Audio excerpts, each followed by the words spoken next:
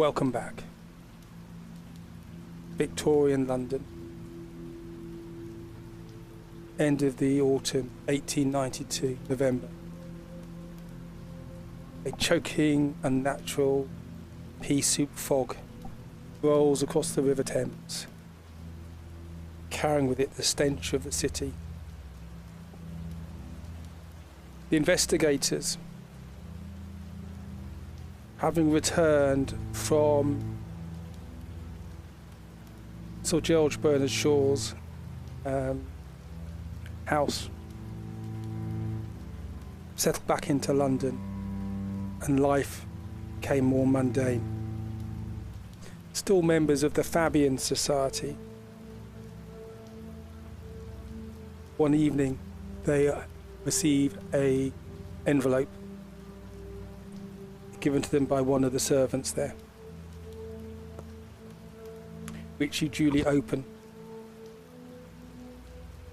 In this, there is a letter to the characters here.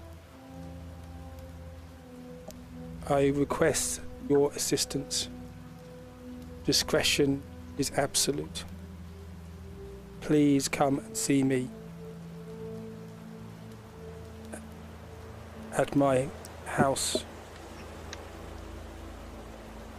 Lord Starling. And there is an address which is in Mayfair.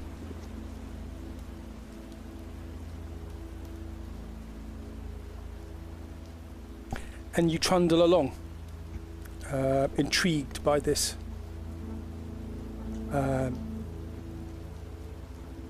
You end up in a mansion in Mayfair.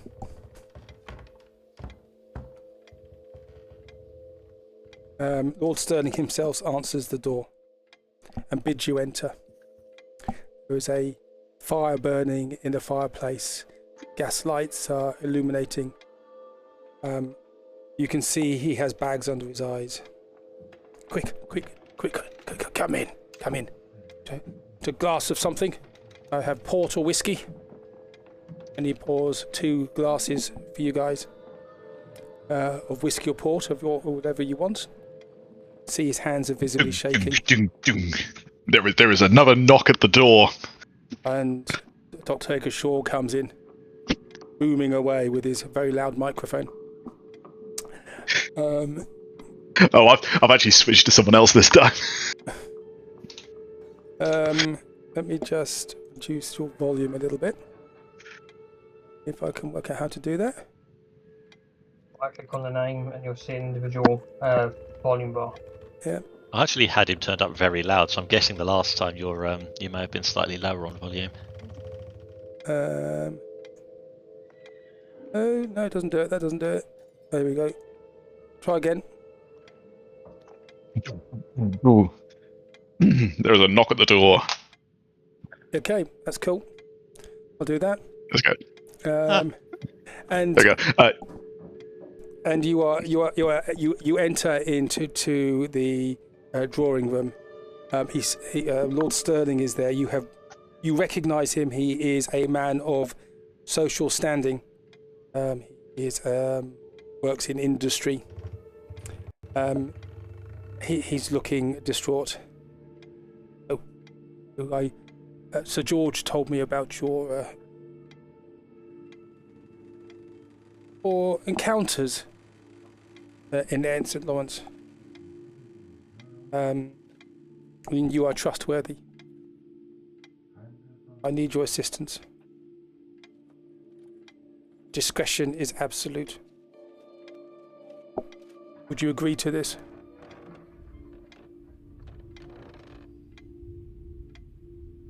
I think we would, wouldn't we? Good. Sit yourself down, and he gives you all these glasses of whiskey, and he has one himself, and he just slams his down. You can see he's got big bags under his eyes. His hair is unkempt. My daughter.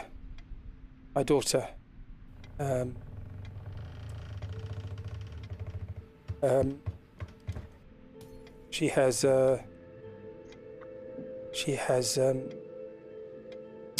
disappeared. My Evelyn. She's disappeared 2 days ago. She's been dallying with these newfangled things that people are interested in. Seances and what have you. She went to see somebody, Madame Genevieve, I think her name was, in Bloomsbury. Since that time, she has not been seen. It would not be good for my reputation to know that my daughter has been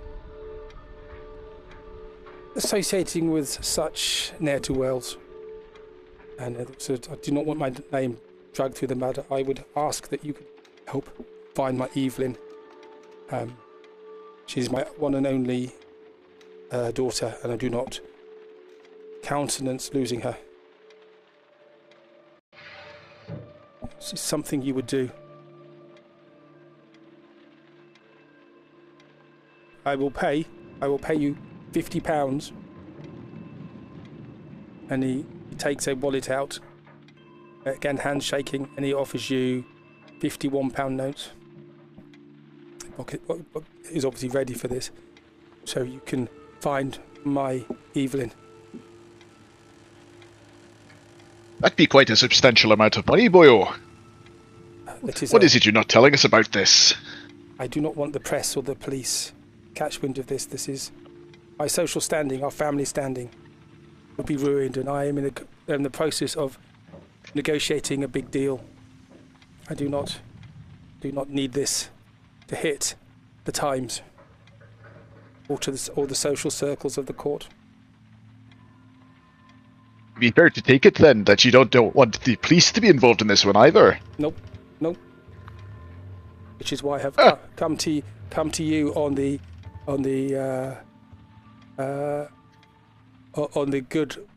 good thoughts of Sir George, who said that you were trustworthy, and discretion was something that discretion is something that you would understand.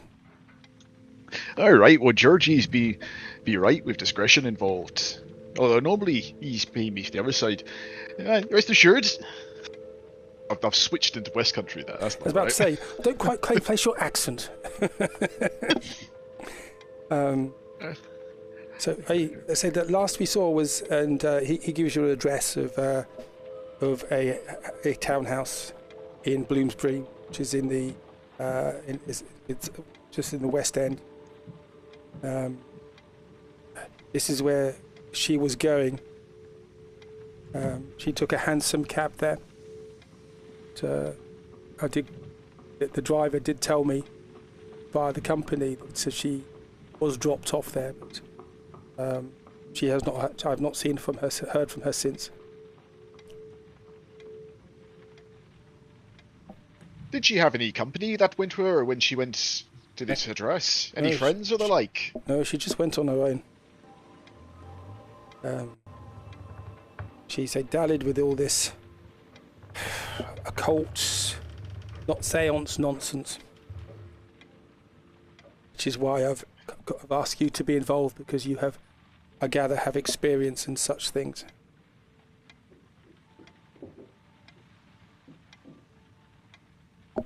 Alfred, who's often when asked to sit, they don't necessarily mean the help. So Alfred's still sort of standing just off to the left. Okay. And at the mention of the occult, he sort of casts a bit of a look at the other two.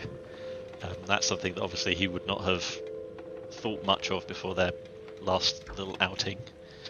Marshall, being sort of as a hobby, looks into the account, sitting there smiling away, going, "Oh goody."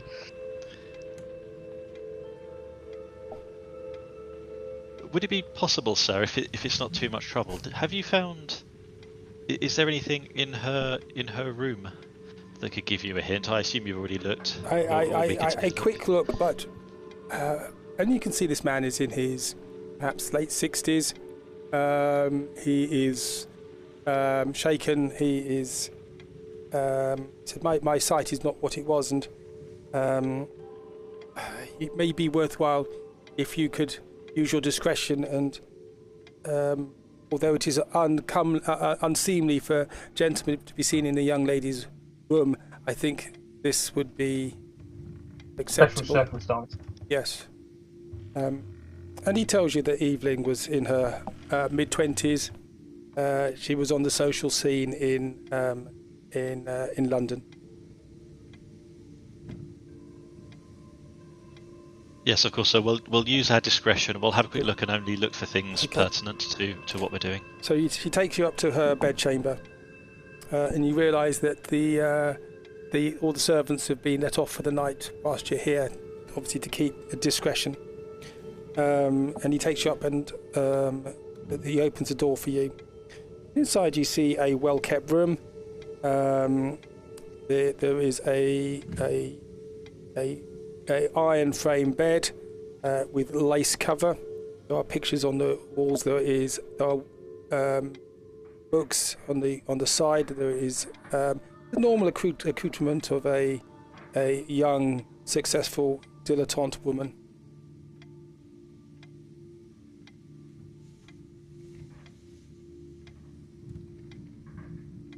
Quickly, our new character here. Are you part of the same social club as us? And would it be the case that Alfred maybe doesn't know you but would have met you or something like that? He absolutely not know you at all. Absolutely not. As far as Alfred is concerned, this is the kind of man that your clubs are designed to keep out. He's got a layer of soot and stains all over his soot. He stands about 6'4", muscly arms, crooked teeth, with a smashed front tooth which has been replaced with a golden chip. Okay, so he's much more in line with Alfred standing in the world. Okay, so here you hit that. So both, so Seamus, you have been given some house shoes to wear whilst you go round, and he says, "Please try not to touch anything too much." Don't worry yourself. Sorry, you go ahead. That's right. Obviously, loving the level of wealth being thrown around in here. Seamus is just going to run his hands across dressers and open up drawers, forgetting all of the rules of modicum. And what he's trying to look, he's trying to see if he can find any sort of false bottoms or anything where someone would try to hide something. If okay, you can. Make a spot hidden roll for me. That's a spot hidden. It's a normal roll. That's a failure. That's a failure. So he does not find any secret compartments at all. However, he does. You can try and look again. You can try and push it. But that will take what longer. does push do? So you can roll again, but if you fail, then something goes wrong.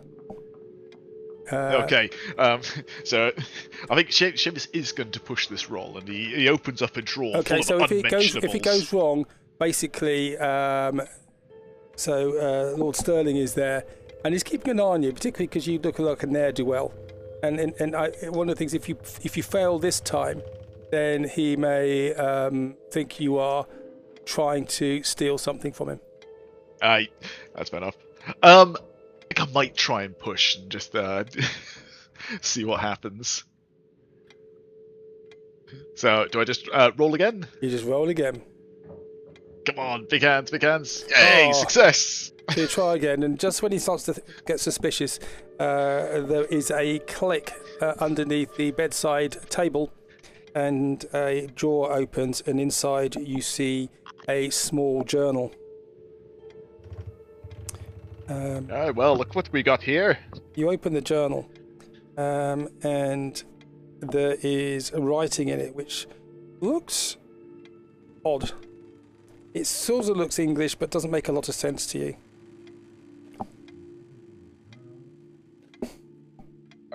I cannot tell what any of these words mean. Oh, God, I've done it again. I will. Seamus is going to pass it over to the Alfred and Marshall. See if they can make anything of it. Okay, so you can see, Marshall, you've got occult skill. Could you make an intelligence, or in some Marshall? Could you make an English roll for me, please? Ooh, English. If I can find English on my list. That'll be education.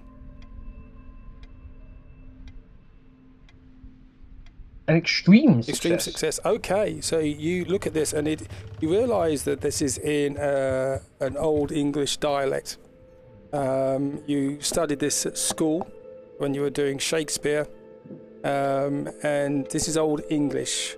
And when you actually put your medieval English mind to work on this, you realise that this has been written in, as I say, English from Shakespearean times, and it is a diary, and there is a it's just day-to-day activity, but on the front page of this there is a line and it says the silver cylinder sings a song from the stars. Madame Genevieve promises it will unlock true potential of our bloodline. Sorry, that's in the end. That's the last page. I beg your pardon. That's the last, not the front. Yeah. The front page is just a diary, but it's a journal, but in Old English. So the silver cylinder sings a song from the stars. Madame Genevieve promises it will unlock the true potential of our bloodline. ...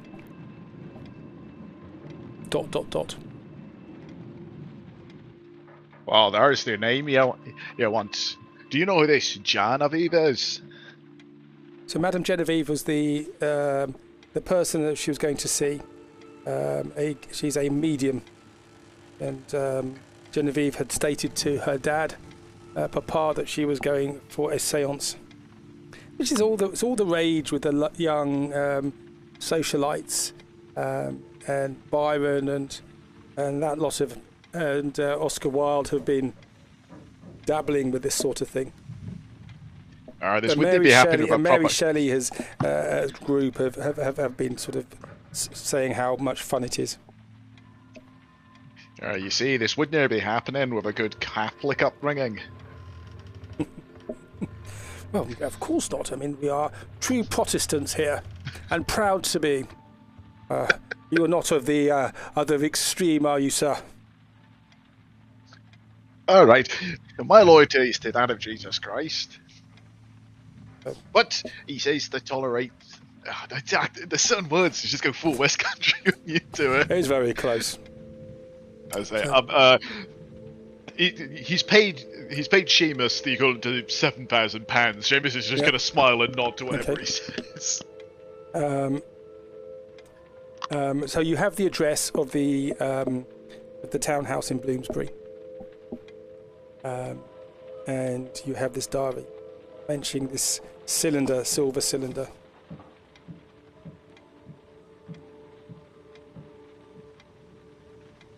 And you find nothing more in this space apart from the normal things that a young lady would have. Certainly, her bags have not been packed. There's a travel case which is still there, which is not being used. So it doesn't look like, from what you think, that she was planning to disappear.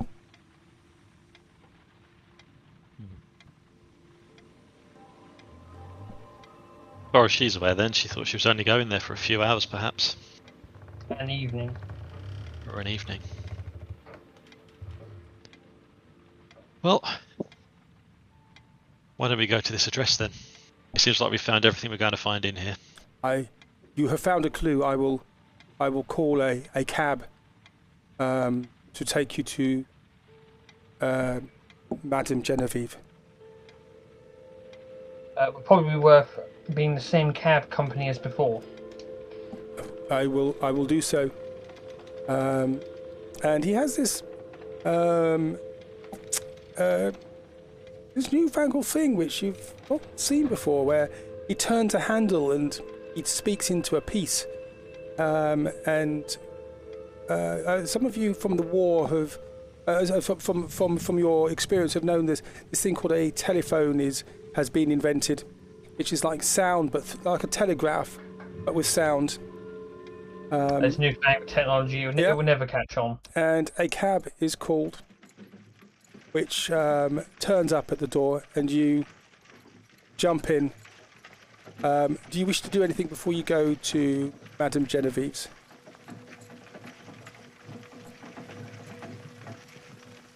You have all you have is the supplies you have on you at the moment.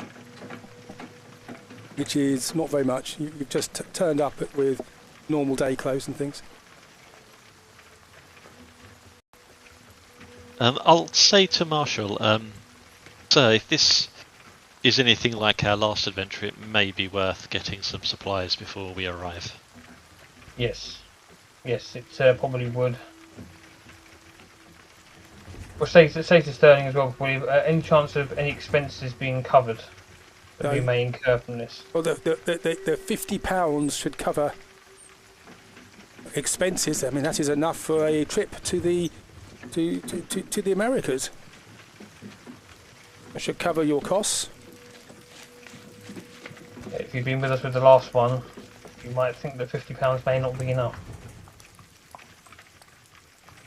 But what sort of supplies are you after? I'll look at Alfred. What sort of things do you think is going to be reasonable? Well, in case we end up having to stay somewhere, we should have some food supplies. Maybe potentially some weapons in case she's got into some real danger. Okay, so basically, I will let him supply you with. You can have what weapon would you want then, Alfred? I don't think he can use guns. I think it would just be something solid like a bat or crowbar, or just something to hit with, really. Okay, so can you pull a crowbar out for your character? It's basically a club or something. Sorry, did you say can I pull one out? Yeah. How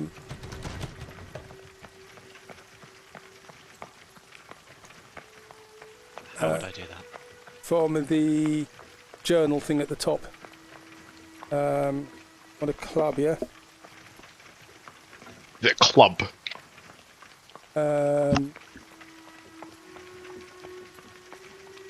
billy club? A billy club. And you can pull one of those out and if you just put that on your character sheet, it should automatically put it on. Sorry. Would it be reasonable to say, DM, that given Seamus's background, he probably has a nightstick as well that he carries around? Yeah, he's also got a large knife as well. Excellent. I'll pop that down. Marshall is proficient with handguns. Okay. I will let you then. You can get yourself. The Lord Starling gives you his service revolver. Yep. Okay. So if you can you find those, and if you just put them onto your character sheet, and he'll give you 12 bullets for a box of 12 bullets for the service revolver. 12 rounds. Yep. Yep. Okay. So unless you want anything else, you get onto a hansom cab, and you travel the streets to Bloomsbury. You found a townhouse there. It's sort of in the sort of later in the day now. There was a light on downstairs in the front room, and you go up to the door. Then unless you want to do anything, you knock on the door. Can I just sort of survey this building as I approach it? Okay. So you make a spot hidden roll. Ooh, okay, spot hidden. That is a regular success. Okay. So for the spot hiddens, you can. So if you succeed on a roll, you put a little mark next to it, so you can potentially increase it after the adventure is over. Is that with a regular success, or don't I have to get an extreme success? No, just a regular success. If you push something though, that doesn't count. I see. Okay, so you watch from outside. The cab drives off, and you stand in shadows, and you just see a single person moving around inside, a single shadow moving around. Curtains are drawn, but there's light inside, and you can see there's a single person there. There is from the servants area, you can see somebody leaves and bustles off into the night, and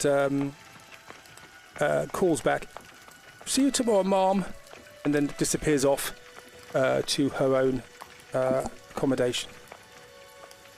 So, as Seamus is just stuffing away his billy club and knife, so they're sort of hidden in amongst his clothing, he's just going to point out that it doesn't appear to be anything out of the normal at the moment, just a bunch of rich tops.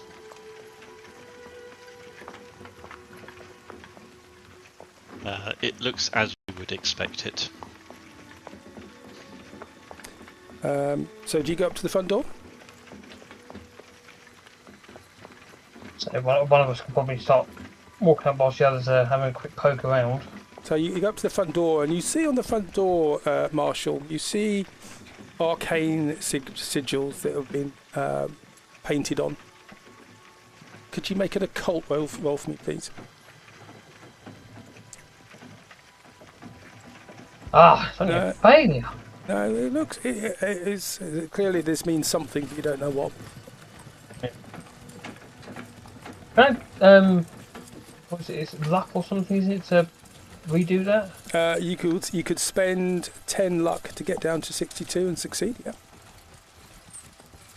I have a feeling we may need to. Yeah, I'll do that. I'll spend 10 luck. I love it when I burn your resources. So you have another think, and you think, actually, these sigils are just nonsense. It just looks like window dressing, really. Doesn't mean very much. And you think possibly it's there just because of the fact that she is a medium and she's trying to impress the locals and the toffs who come and visit her. So you're standing in front of a large oak door. There's a big iron knocker there, and you knock on it, and you hear, "I'm coming, coming. Who's it this time of night? I don't think I have any customers." And you can see there is a small hole which he looks. You can see movement behind it and somebody looking through. Yes, yes, gentlemen. Can I do anything for you? And you are a motley crew. Yeah. We probably don't quite fit the area. So, Marshall, would you class? What are you? Upper class, middle class, working class, or criminal class? I am middle. Middle class. Okay. So to deal with somebody who's upper class would be a harder difficulty. Yeah. To do that. Okay. I'll take the hat off and sort of, hold it in front of the chest, show politeness and say, "Is this Madame Genevieve by chance?"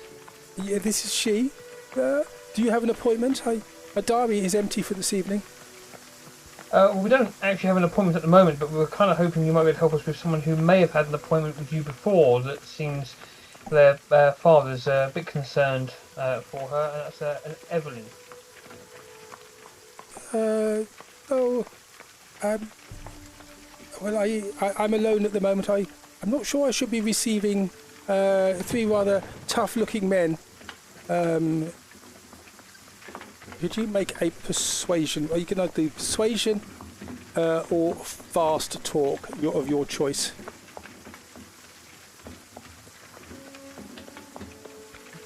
But it's persuasion. But it's a hard roll. No, I'm sorry. No, I cannot let you in. If you make an appointment, if you write a letter, I will create an appointment with you as per the normal way in my diary. Good day, sirs.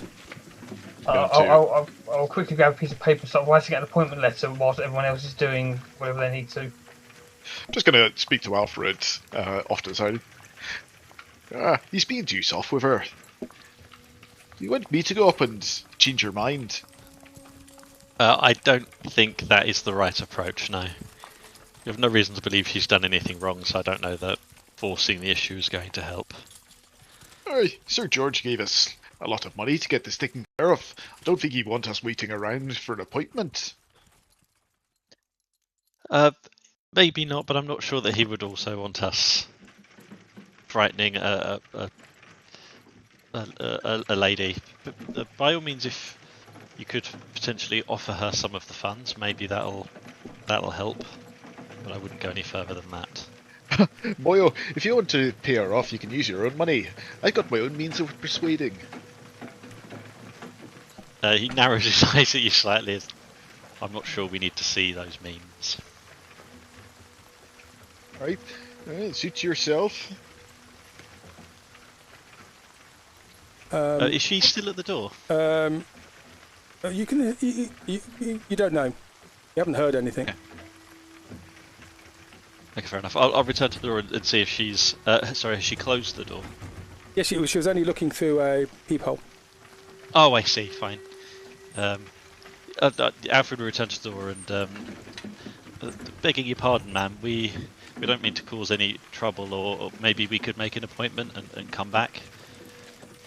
Okay, so how are you going to try and convince her? So, what skill are you going to use?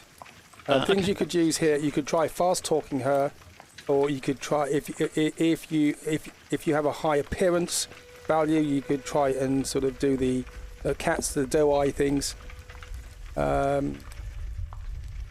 as you say, you could try and bribe her. Okay, my charm is fine. Annoyingly, after what I've just said, my intimidate's actually pretty good, but that's not what I'm trying to do. I think charm would be the closest, even though it's. So charm actually is one that would have to take that takes sort of like a week to do something like that. Okay. So it's either persuasion or fast talk. Fast talk is really what you want here. Or you can try and do it with your credit rating and maybe pay her off. Or, if you're very handsome, you could try and convince her. None of those. No, I'm afraid not. He doesn't really have any of those. He can intimidate. He can talk to her, but not backed up by any skill that really fits that, I don't think. Right. No. Yeah, none of those are particularly high. So I can attempt one, but yeah, they're all pretty low. So it's up to you whether you feel like it's even something he would be able to do. Well, it depends how effective you are. As I say, if you want to bribe her, that may help. Pay for an extra session or something. If you pay her, £2 or something, you may find that she would be amenable. Yes, that's a lot of money. Yeah, of course. So, ma'am, we understand that your time is very important to you, and we'll of course pay the fee for what you would usually charge for your time. And it's to try and help a father finding his daughter. You want a séance? Well, we'd like to really just ask you a few questions, but we're happy to pay for the séance. Okay. Well, and she looks and she says, "That the Irish doesn't come in."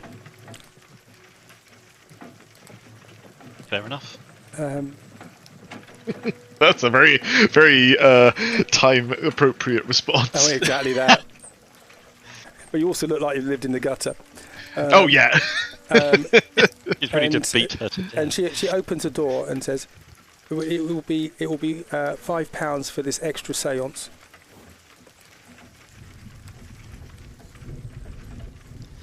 Okay, ma'am. Thank you for your time. Okay. And he will hand it over. Well, thank you very much. And somebody who was going to ransack her was probably not going to give her £5. So she lets you in. Well,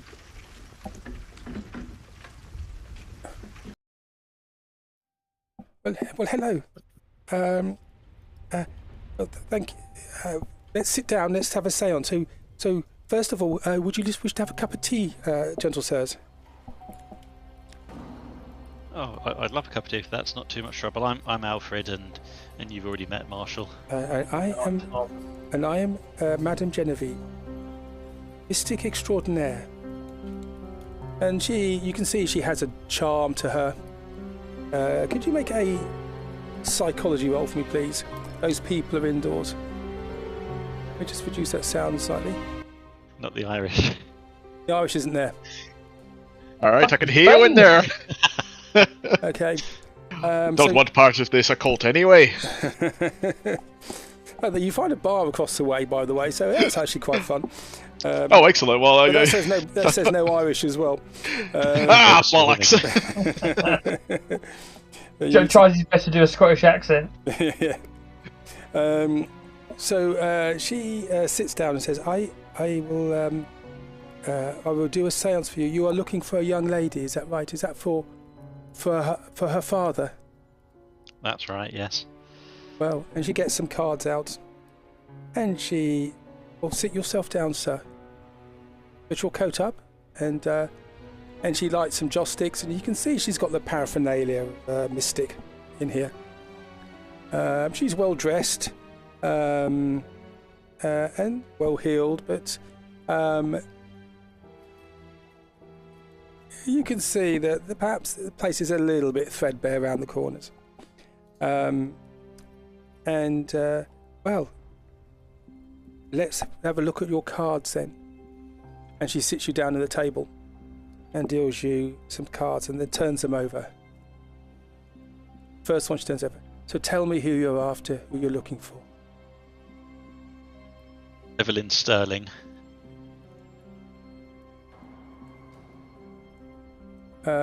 Could you make a psychology roll for me? Alfred, you're just not going to be able to do it. Fine. And okay, Marshall, you see her look suddenly taken aback.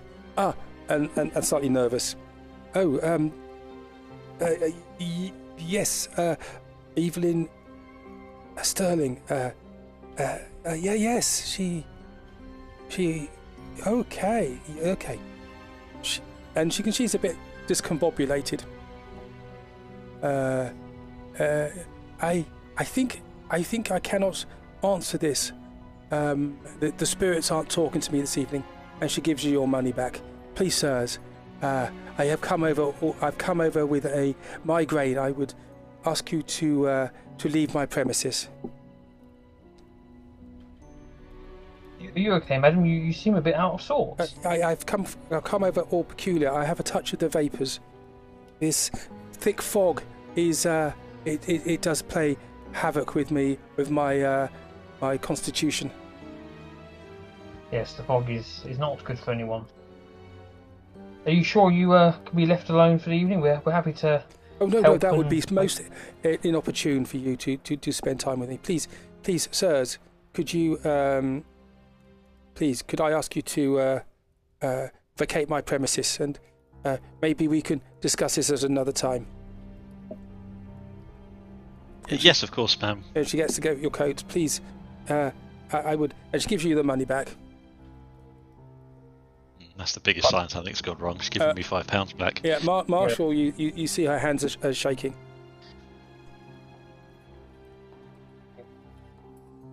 When would be the next available time to be able to come speak with you on the matter, whilst having coats and stuff like that? I am busy for the next. I have appointments for the next month. My appointments are fully booked. I will be after then, at that juncture. With a psychology of 25, you know that she is. Yeah, she's lying. Yeah, I'll say, unfortunately, with obviously the matter being the fact that this lady is missing, we really do need to press the matter. I mean, we're happy to pay some more money if that's what's needed, but I don't think we can unfortunately wait a month. I will. My appointments are all fully booked until that time. Please, I ask you to leave. Marshall will look at Alfred with a sort of, there's something up, but not sure how to proceed look. Yeah. I mean, from Alfred's perspective, he doesn't feel like they can force this woman into anything. They don't know that she's necessarily done anything wrong. So, of course, ma'am, sorry to have taken up your time and to have pushed too much. Basically, he will go to sleep. He's just having a little look around on his way out to see if he can spot anything. Can you make a spot hidden roll, please? Okay. Spot hidden. Marshall was also doing the same sort of thing, having a look around his head. Yep. Cool. Spot hidden. Oh, we're both useless. You're both useless. Okay. Here we are. So she is pushing you, and giving you a coat, and is trying to usher you out. Please, sirs, I would ask you to leave. As we are being ushered towards the door, how sturdy does the door look? Does it look like there is like many locks, or just a simple lock, or? Oh, there's a number of big metal locks on it. It's a standard door, really. Yeah. Just we get outside, like this motion, clunk, clunk, click, click. I'll allow myself to be ushered out. He won't push this one. Seamus, you are standing by the door. You see the door open, and you see this lady pushing them out. Ah! Yeah, you found her already then? Unfortunately not. What? However, we have found something up. You let that wee lass push you around? I'm afraid it is her private property, and it's up to her what she does or doesn't tell us. Of course, once she's asleep and we can go have a poke around. Obviously, I'll be saying this out of earshot. Just saying that quickly. Okay. Obviously, once perhaps the night has progressed a bit, we can attempt to have another look, shall we say. Okay. Are you talking my language? So she closes the door and locks it behind you. And you move away from her front door. Yeah, as I said, once we're sufficiently out of earshot, I'll say that about going back and having a look, but I'll also explain the sort of noticing that she was shaky, flustered, the second she read the cards, etc. So it was it's about 8 o'clock in the evening at the moment. You have a pocket watch which tells you the time. There is a policeman walking the beat who notices you, all three standing there, and just walks by. He just nods his hat. He looks at you, Seamus, suspiciously. Because you're Irish. How you doing, officer? These two fine gentlemen were just telling me the perks of being a Protestant. But this is good. Move on. This is a part of the town for well-heeled people, and not the likes of you. My Marshal was sort of prod Seamus and say, "Stop stirring the pot." Right, whatever you say, officer. You have a nice day now. You too. No trouble. And he continues marching on into the mist, into the fog. So just before he disappears out of shot, did Sterling give us a picture of Evelyn? Or would he have, or can we retro that for us having that as part of the... There was a portrait on the wall of a young lady in her mid-20s, which was with a portrait of her. A pretty young lady with brown hair, dressed fashionably. So you have an idea what she looks like. Can I quickly also ask the officer if he happens to have seen any women of that matchup? Bear in mind that we are looking for someone who has gone missing. Remember that you were asked not get the police involved. Oh, yeah, sorry, yeah. Before he starts getting to things, like, what are you doing? Oh, yeah, sorry. Okay, and he made far with evidence. I'm trying to something else. And he marches off and he's whistling to himself under his breath. As Seamus is accompanying these two polite gentlemen of society, can you just take a look back? Is anyone looking at us through the windows of the house? No, the fog is quite thick, so you can only see about 100 yards in it. It's this thick yellow thing which sticks in the back of your throat. There are people out, but they are wearing masks over their face to try and keep the fog out. It's quite cloying. You've known it worse, but this is not pleasant. The soot in the air is permeating into the fog, and people are generally minding their own business. It gets in your lungs. So you wait. Well, you wait until late at night. You hide from the policeman. Does his rounds, and you easy enough avoid him. And it goes midnight. The lights in the house go out. What do you wish to do? Well, I think if it works with you, sir, maybe we keep an eye on the place just for a little while longer. She did look quite rattled. It wouldn't surprise me if either she goes to find somewhere, or someone comes to visit in a next hour or so. If that doesn't happen, then maybe we take you up on your other plan. I think you want to be doing. Oh, that's Gustav's voice. I think you want to do is keep an eye out for one of them servants. Either we can coerce one of them, either through good talking or other means, to take a key. So there is the coal. There's the these townhouses. You can go up steps to go to the front door, but you can go down steps to go to what is the servants' quarters. Sure. And there are not many. You didn't notice any servants there. The one person who left was probably a day servant, and this lady is. You think because the place was a bit. There's a bit of wear here that perhaps she's not doing as well as her outside would suggest, and she's perhaps struggling financially a bit.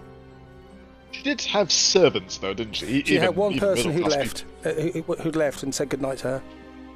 He's already long gone then. It was a lady servant, yeah, but she's long gone, yeah. Yeah, she's long gone, yeah. Alright, it seems to me as either we can go through the door, or you see that coal chute. Might be able to climb up that.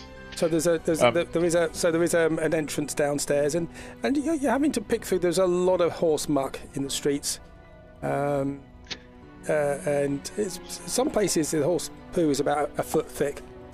This is why these townhouses are. You have to go up steps to get away from the horse poo. Yeah. Seriously, that's why they had steps on them. Yeah, that's why they're all built up that high. Yeah. Also, why they've got the massive trip hazards by their front door, the iron curled spike thing you can scrape the shit off your shoe with. Exactly that. But there's not many people out. It is November. It is not a particularly pleasant night, and there are a few handsome cabs that drive through, but there's not many people walking on the streets here. And it's outside the servants' entrance. And it's midnight, and it's dark. The house is dark. So you go down. If you go downstairs, there is a servants' entrance. The door. You go down there, and your door, as you would expect, is locked. There is also a coal chute as well. Again, that is locked. But there's a general key that most of the coal merchants will have to open these things. If only we had a coal merchant. Does anybody have a locksmith? A lock-picking abilities? I've got a 5 in locksmithing. I've got 1. Okay. I've got a solid mechanical repair. I suppose you can break the lock, then you can fix the lock. Well, if need be, I suppose one of us who's got the best abilities at locksmithing can at least give it a go, but I don't think it's going to work. Sorry, DM, did you say there was a coal chute as well? There's a coal chute. Basically, you need a special key to open it. But yeah. I mean, I'll be honest with you. If you make a Seamus, for you particularly, if you make a luck roll, you may have something which is a appropriate size to do that. Okay, there you go. How do I do luck? Just press your luck on your form. Press my luck, and I failed. No, you haven't. You have nothing there. That's appropriate. Were there any windows open at all? No. It's keeping the fog out. What are the conditions of the window frames down at the servants' level? Make a mechanical. Make a skill roll which you think is appropriate for that. God. If not, do a education roll, but with a hard roll. How do I do a hard roll? 40? Yeah, you need a 40 as a hard roll.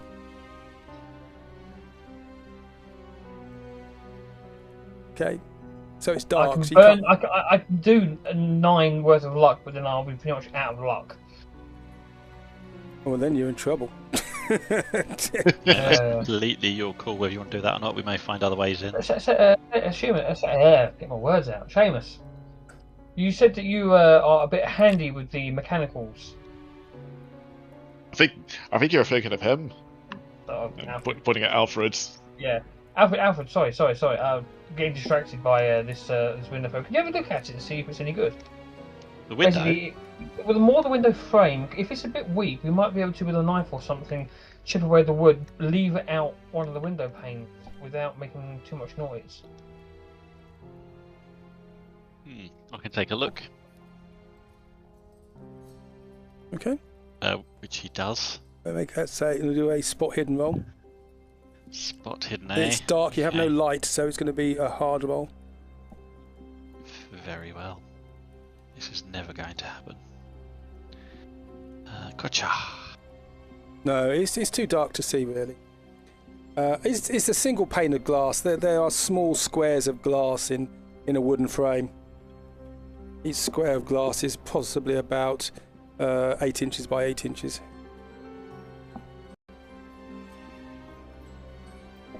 Well, gentlemen, short of breaking a window and reaching in for the lock, I'm not quite sure how else we're going to get. Now, I know normally you can use your credit rating to sort of contact people to do stuff for you. Is there anything equivalent Seamus could use to maybe reach out to a contact who might actually be suited at doing this sort of stuff? Yeah, but you wouldn't get one this evening. Yeah. Get one this evening. When would the coal supplies normally be delivered? Make a luck roll. Make a luck roll. Oh, that's good, isn't it? As you're down there, you hear a horse clattering up the street. And, quick, gentlemen, hide! And you see the coal merchants come along, and they come up and they open the coal chute, and they pour a supply of coal down the chute into the houses, and they come up to Madame Genevieve's house, and they do the same. You can see a special key they've got, which they unlock it.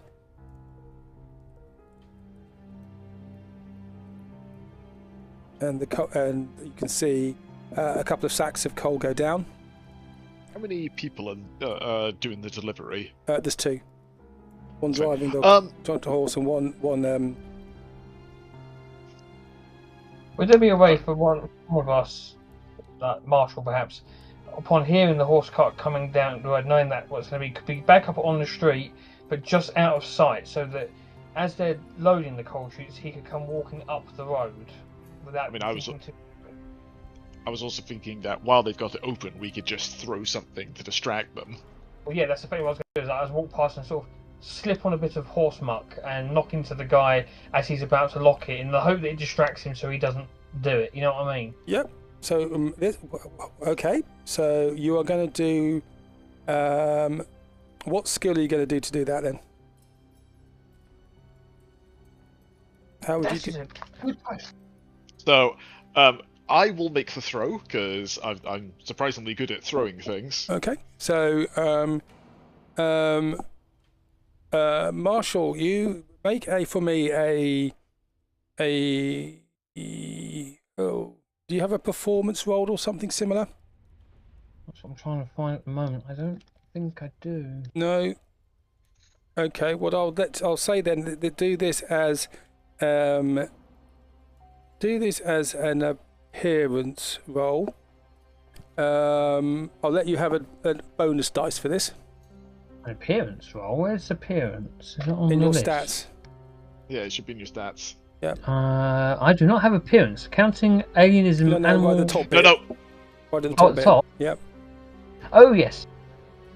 An extreme success. Okay, so you walk down the street and you act drunk and you stagger into him.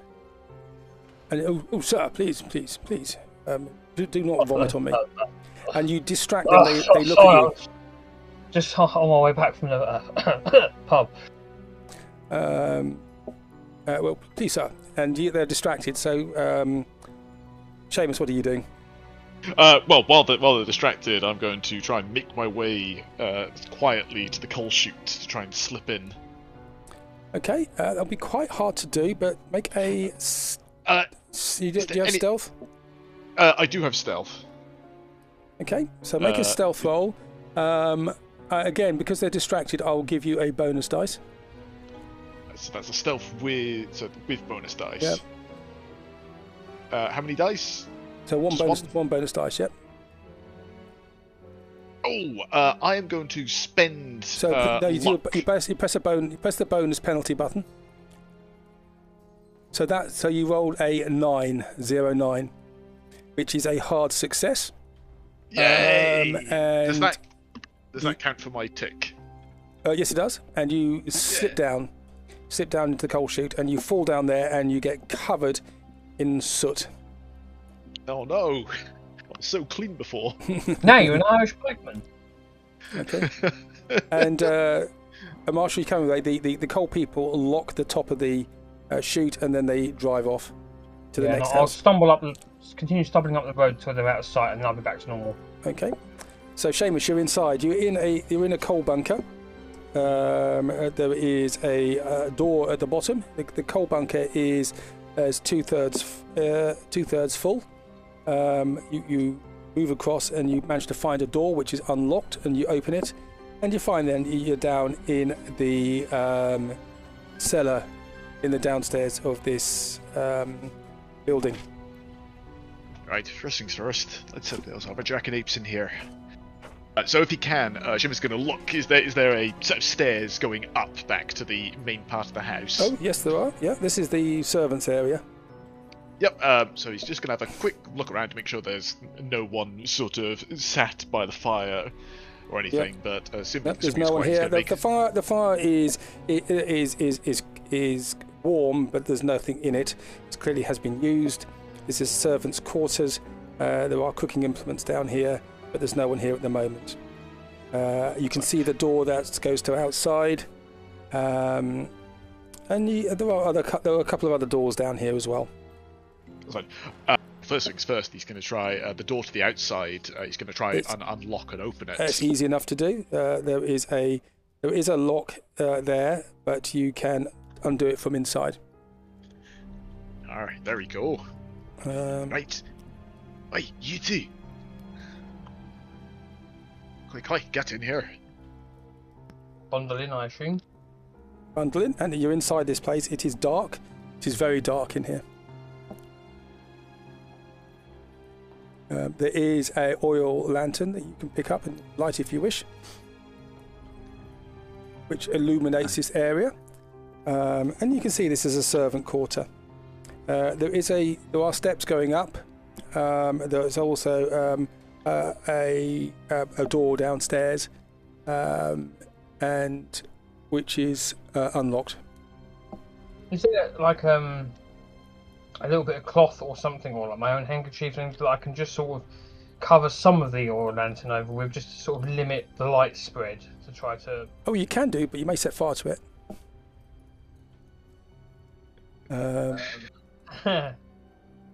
Do we risk burning the house down, or do we risk getting caught? I'll just be careful with how I'm pointing the light, I think. Okay. So it's easy enough to carry. It's like a storm lantern type thing. Yeah. And you can go up the stairs, or there's another door down here. Well, normally, if someone's going to hold someone hostage, they normally keep them in the basement. So I will go up and have a look at this other door. So you go in there, and inside you see the paraphernalia of a mystic.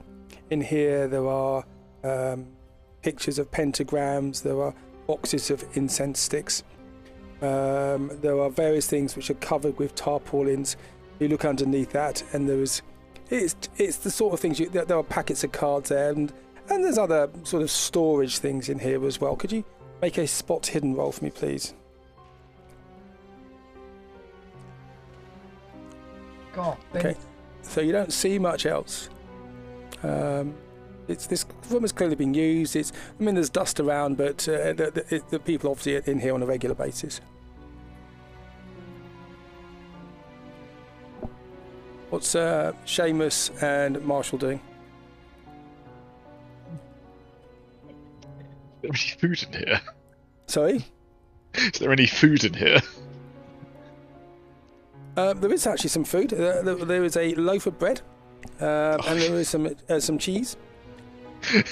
Shane, this is going to make him. He's just going to take a slice of bread and cheese. He's going to just start eating it. So the bread is a little on the staler side, but it's certainly edible.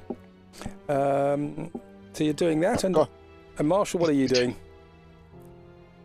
I assume you mean good old Alfred, as Marshall's been the one leading the way so far. Pardon, yeah, sorry. Yeah, Alfred is quietly following Marshall, basically keeping his eyes out for. Okay, could you make a spot hidden roll for me as well, please? Sure.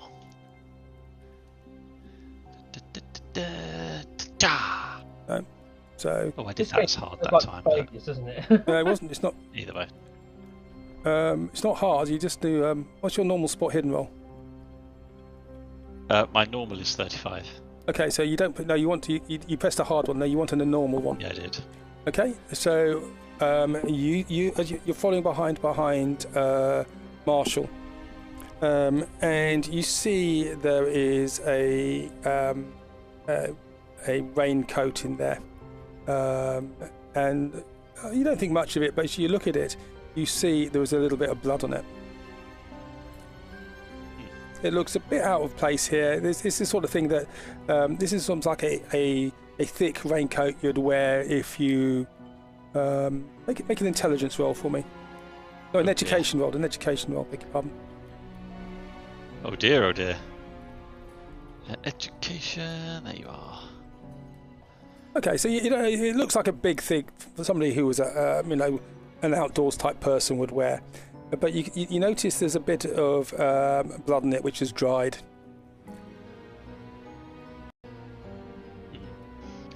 I'll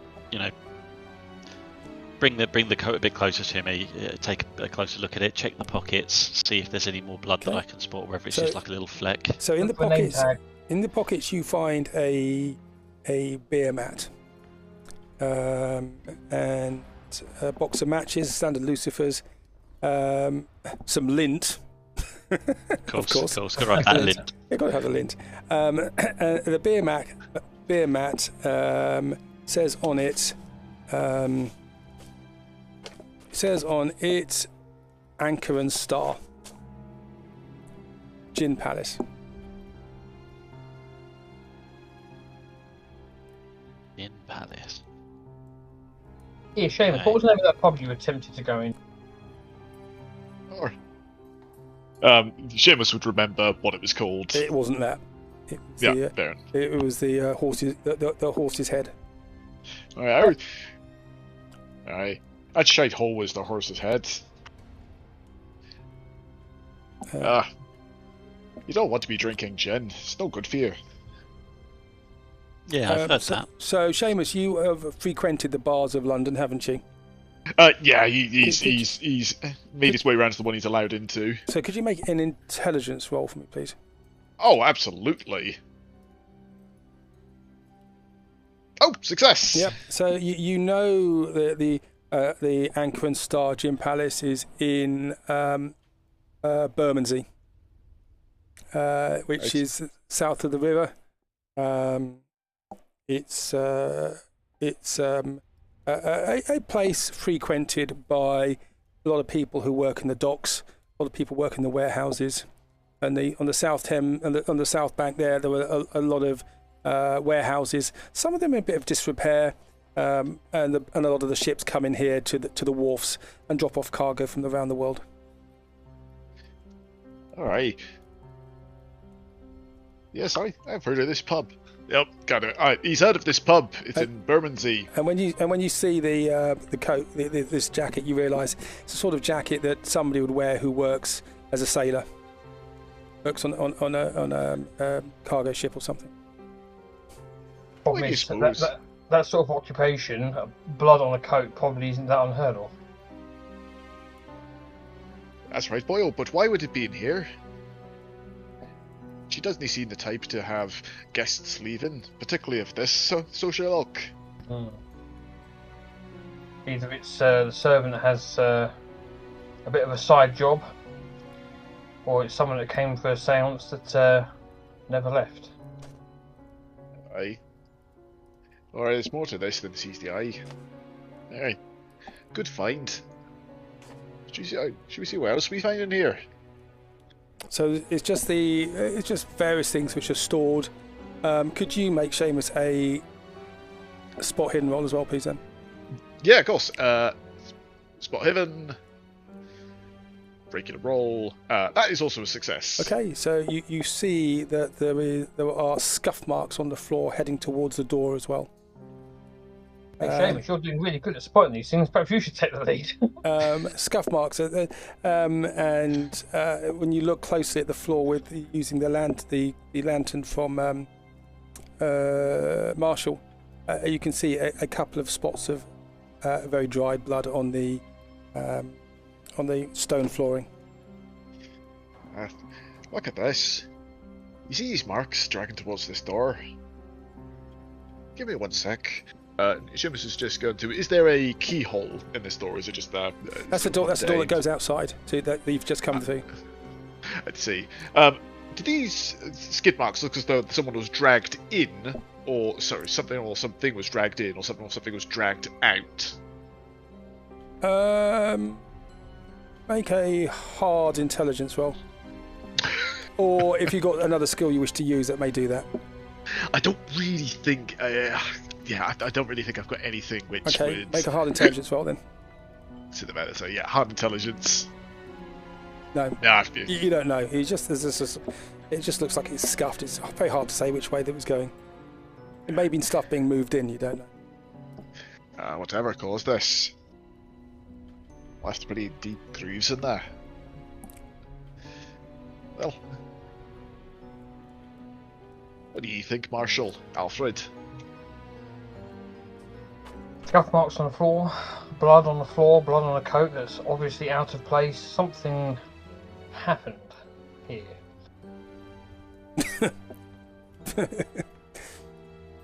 Yeah, I can see why you were hurried for this. Yeah. Right. So this other door that's downstairs, is it locked or unlocked?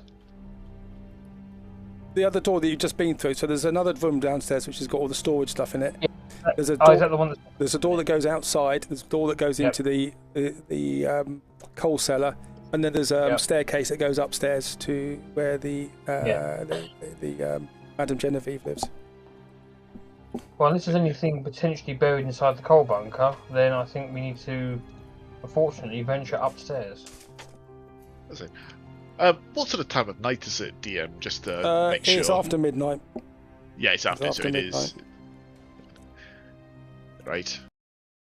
She should be well asleep by now, but we should keep the noise down just in case. Great. I think that's wise. Right, hold on one moment. Immediately we'll fail some form of roll and we'll fall up the stairs or something. Seamus is going to reach into his pocket and pull out a stocking, which he's going to pull over the top of his head. Excellent. And he's got eye holes. He's got eye holes cut in. Seamus, I know that the Irish have a thing about them, but you really are living up to that reputation at the moment, man. What is that supposed to mean? You've come, shall we say, prepared. Okay, I'm going to give you a bit of help here. I was never going to finish. In the box of matches, when you open the box of matches, inside it says, you can see there's a small button which says SS Babylon. Oh, there we go. It's a good thing you knocked over that bunch of maxes. That's a real big clue.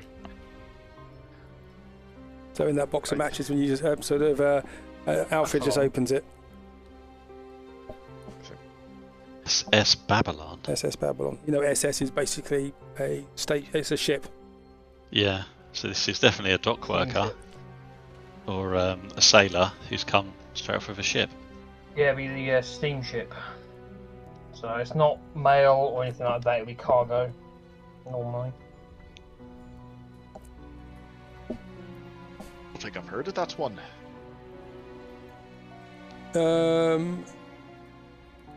Marshall, you read the papers, don't you? Potentially. Yeah. Could you make a history roll or a hard education education roll? I'll do education. That's a bigger number. Oh, yes, hard to very be good. 33.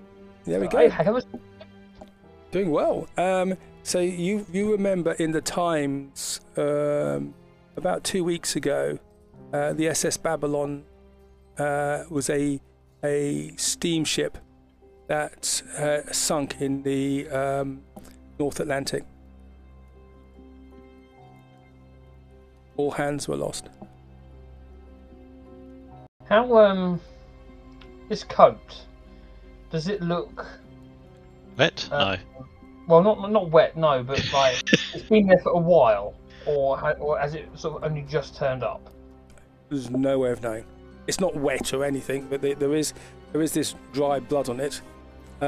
Make a medicine roll for me.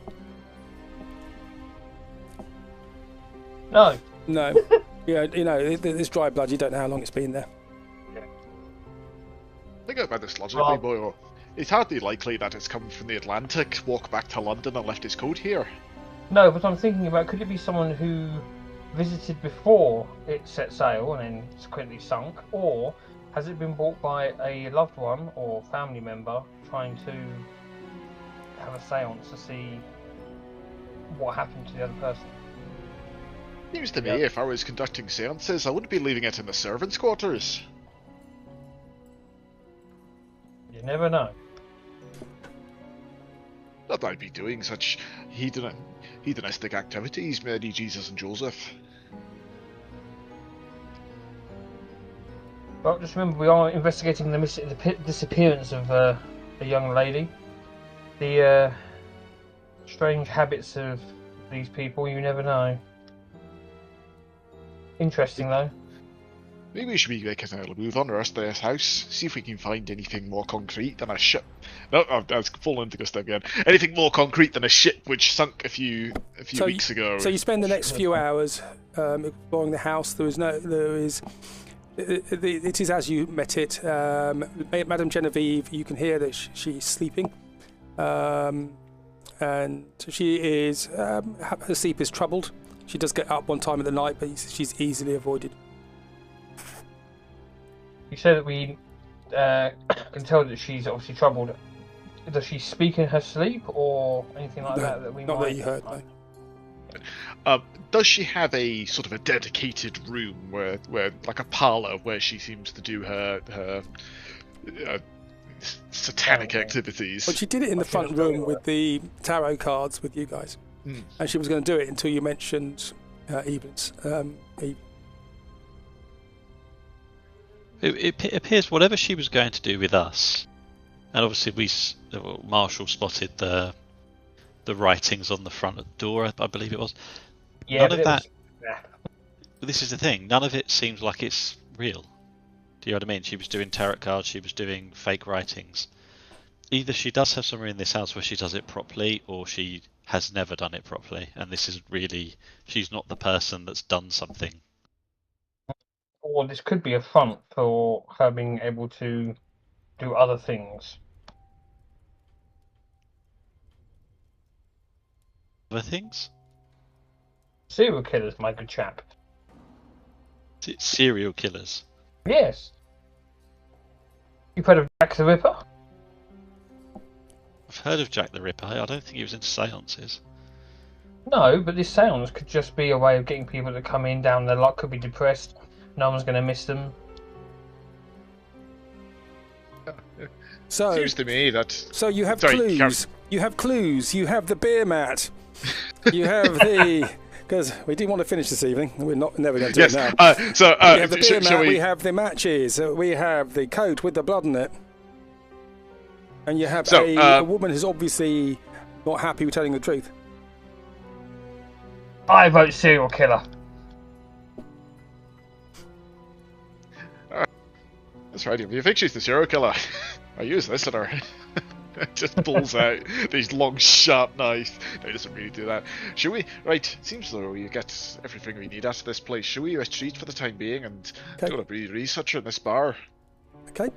So you leave the place. You lock the door as much as you can. The window is broken, but there's not a lot you can do about that. And Seamus, you just nick the rest of the bread as you leave. When did the window break? I don't think you didn't break the window, did you? I beg your pardon. You went down the No, coal. we were thinking about doing that, and then the coal people came along. I mean, we probably will accidentally break it on the way out. And there was quite a lot of coal footsteps around everywhere. That's the servants. Up to them to clean it up. Okay, so you leave the room. It's about 3 o'clock in the morning when you leave. It is dark. There is still activity. This is a 24-hour city. And there are hansom cabs still trundling along. You know that from where you are, it's about a 2-mile walk to cross the London Bridge to Bermondsey. Or you could take a cab. We got enough money. Let's take a cab. Okay. So you hail a cab. Who hails a cab? I say we let Marshall do it. He's a lot more likely for a cab to actually stop for him. So the cab stops and you get into the hansom cab. He's slightly reticent about letting the Irish in, but you pay him enough that he does so. He does give you a white sheet to sit on, Seamus, because you are covered in coal soot. And you travel. And where are you travelling to? This gin place. The gin house. Yes. Okay. Unless obviously other people have a better idea. You can see it is full of sailors. Although it is small, it doesn't sound quite right for this, but never mind. We've got this now. You can see there's sailors there. There's a lot of people wearing similar coats to what you found. Though it is busy, there are people drinking and smoking. It is. By the time you get there, it's 3:30 in the morning. That doesn't. The people are 24/7. There was no licensing hours until 1915. And you open you go into the gin house, and everybody just stops and stares at you as you come in. Could you make a luck roll for me, please, Seamus? Absolutely. Let's get lucky. No! Seamus is about to go flying. Oh no, in a gin bar I might be alright, actually. What you want? It's the Irish. We don't have Irish in here. Not even an Irish, which shall pay top pound for your best gin.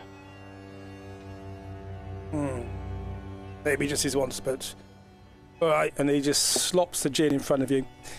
You all know that gin is the drink that people have. Indeed, 25% of the entire wheat crop of the United Kingdom goes into making gin. And people are constantly pie-eyed because of it. Constantly serious problems with productivity. And these people are drinking. Some of them are about to finishing shifts. Some are about to start shifts, and they're drinking there. So, what do you want, Irish? Give me the best Mother's Ruin you've got. Okay. And he pulls out, and it's pittance. So you don't have to worry about the money for that. But you can see there's a little bit. Everybody's looking at you coming in. You're not a regular here. Particularly Marshall, you are being looked at as a bit out of sorts. This is not the sort of place that somebody like you would go normally. What do you need to do? What do you need to do, Marshall? Is find the biggest one in the room, punch him in the nose. You're gonna hold still then, Seamus? It's gonna be no good to me. So, me. No, but it was brownie points with the others. Punching an Irish isn't gonna get you respect around here. Oh. Why don't we just get our drinks, sit down for a bit, and then maybe ask some questions once they pay a little bit less attention to us. And basically, you're all being stared at because you're not regulars here. Particularly Marshal, you do not fit in. It's that you are the wrong class for this place. Yep. I'll order a gin and sit down. I'll try and blend in. I'm probably slightly more comfortable in this environment than the other two, even with my Irish background. Alfred's is not so bad. It's okay for Alfred. He feels slightly at ease because he isn't a manual worker. But you do feel, if it wasn't for the Irish thing, you would feel much more at ease, yeah. You see, you failed your luck roll, so it wasn't an Irish bar. That's fair enough. If we're all getting stares at, could I attempt to just give a bit of a turn, showing off my large physique and just give it a bit of an intimidation of, what are you looking at? Okay. Make an intimidation roll. That's intimidate. Oh my goodness! That was a horrible failure! And you see a big burly bloke coming up. Alright mate, you trying to show off? It's the best you got around here. I'll tell you what, you make up in size for what you lack in manhood. What? You can tell he's a bit sort of shozzled with the gin. Alright, tell you what, lads. We got it wrong, but why don't I buy you... Why don't I buy you a bottle of gin? We can... Yeah. I'll tell you what. And you can share it with your friends. Well, there's quite a lot of people in here, so you probably have to buy quite a few bottles of gin. I know, gin is like tuppence. And yeah, so if you spent £1, you could probably buy quite a lot of gin for all these people. I was like, I'm going to spend £1 and I suggest that I will owe someone else because it's not going to be. I'm going to get a lot of questions of an Irishman's coming around spending this much money. Well, thank you very much, but best if you had your drink and then moved on to another establishment. That's the barman saying that. Surprised you won't be causing any problems. Let's just enjoy our drinks. You hardly notice us. Okay, they're all staring at you. So what? And so the barman comes up and goes, oh, well, what brings you here then? Why have you come in here? You're clearly looking for trouble. Don't want any trouble. I've had the peelers in here. You see, I'll come in here as my dearest cousin was serving on a ship, and he used to come to this bar quite a lot. Maybe you've heard of it. Just to get it right, it's the SS... Babylon. Avalon. Yep, Babylon. Sorry, Babylon. Yep. And as you heard it, he was on the SS Babylon. God bless their souls. Yeah, well, it went down, unfortunately. You lost your cousin, I'm afraid, mate. Aye. Unless he's one of those who got off. There was a few who took up employment with in the docks. Oh, really? You don't say? Yeah. Jesus, Mary Joseph. Perhaps my cousin's still out there. Yeah, I think it was. Oi, Mac. Where did those lads from the Babylon go? Haydocks. Oh yeah. He went to Haydocks Loom Industries. They've got a run-down warehouse. They were looking for help, so a couple of the boys went there, but the rest were lost at sea, unfortunately. Aye. Hard to hear that, but it is. And everybody in the bar goes a little quiet, thinking about being at sea and how the sea can just turn and take you out. And they're all a bit subdued.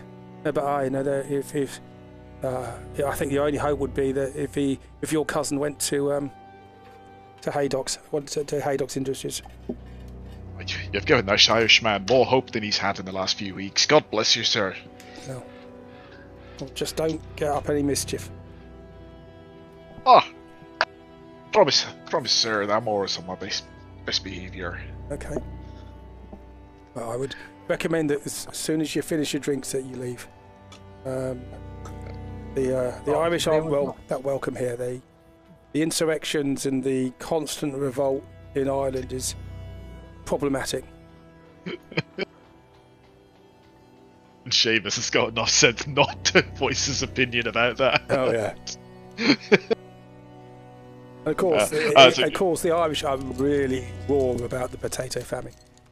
Oh yeah, really raw. And while Seamus thinks he could probably beat up the first row of attackers in this pub, it's probably not in his best interest to get in a brawl. He doesn't want to get chucked back in the clink again. Okay. So you finish your drinks. Gentlemen, I think you best. Thank you for your patronage. I think you best leave. All right. And they all stare as you walk out. Alright, you take care now, lads. It's one of those things, the second we get out the door closes behind you, you hear a lot back to like music and laughing. And oh, yeah, exactly that. So this is called railroading, by the way. No, absolutely. Keep us on track. Okay, so you leave the Anchor and Star, and there is only there was a police officer there who's walking this beat, and you ask him where where has the Haydock's loom is, and he gives you directions.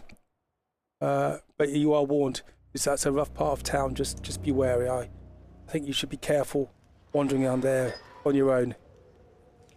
The ne'er-do-wells are around. But you go down there. But you go there anyway, because that's what you do.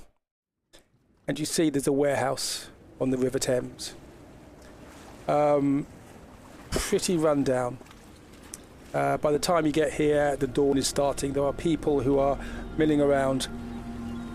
The warehouse for Haydock's Loom Industries is the roof is collapsed a little bit. The frontage is degraded, and it doesn't look like it's actually been used as a warehouse or a building of industry anymore.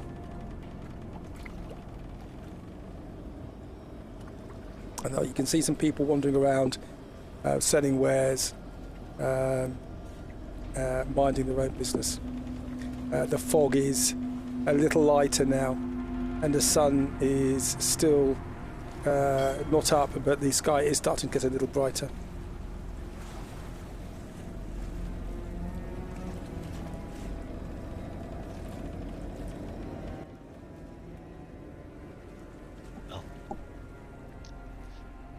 I feel like we may need to find our way inside. Well, it's not difficult. Basically, the windows are either boarded or broken. Very few of the windows are intact. There is a door gaping open.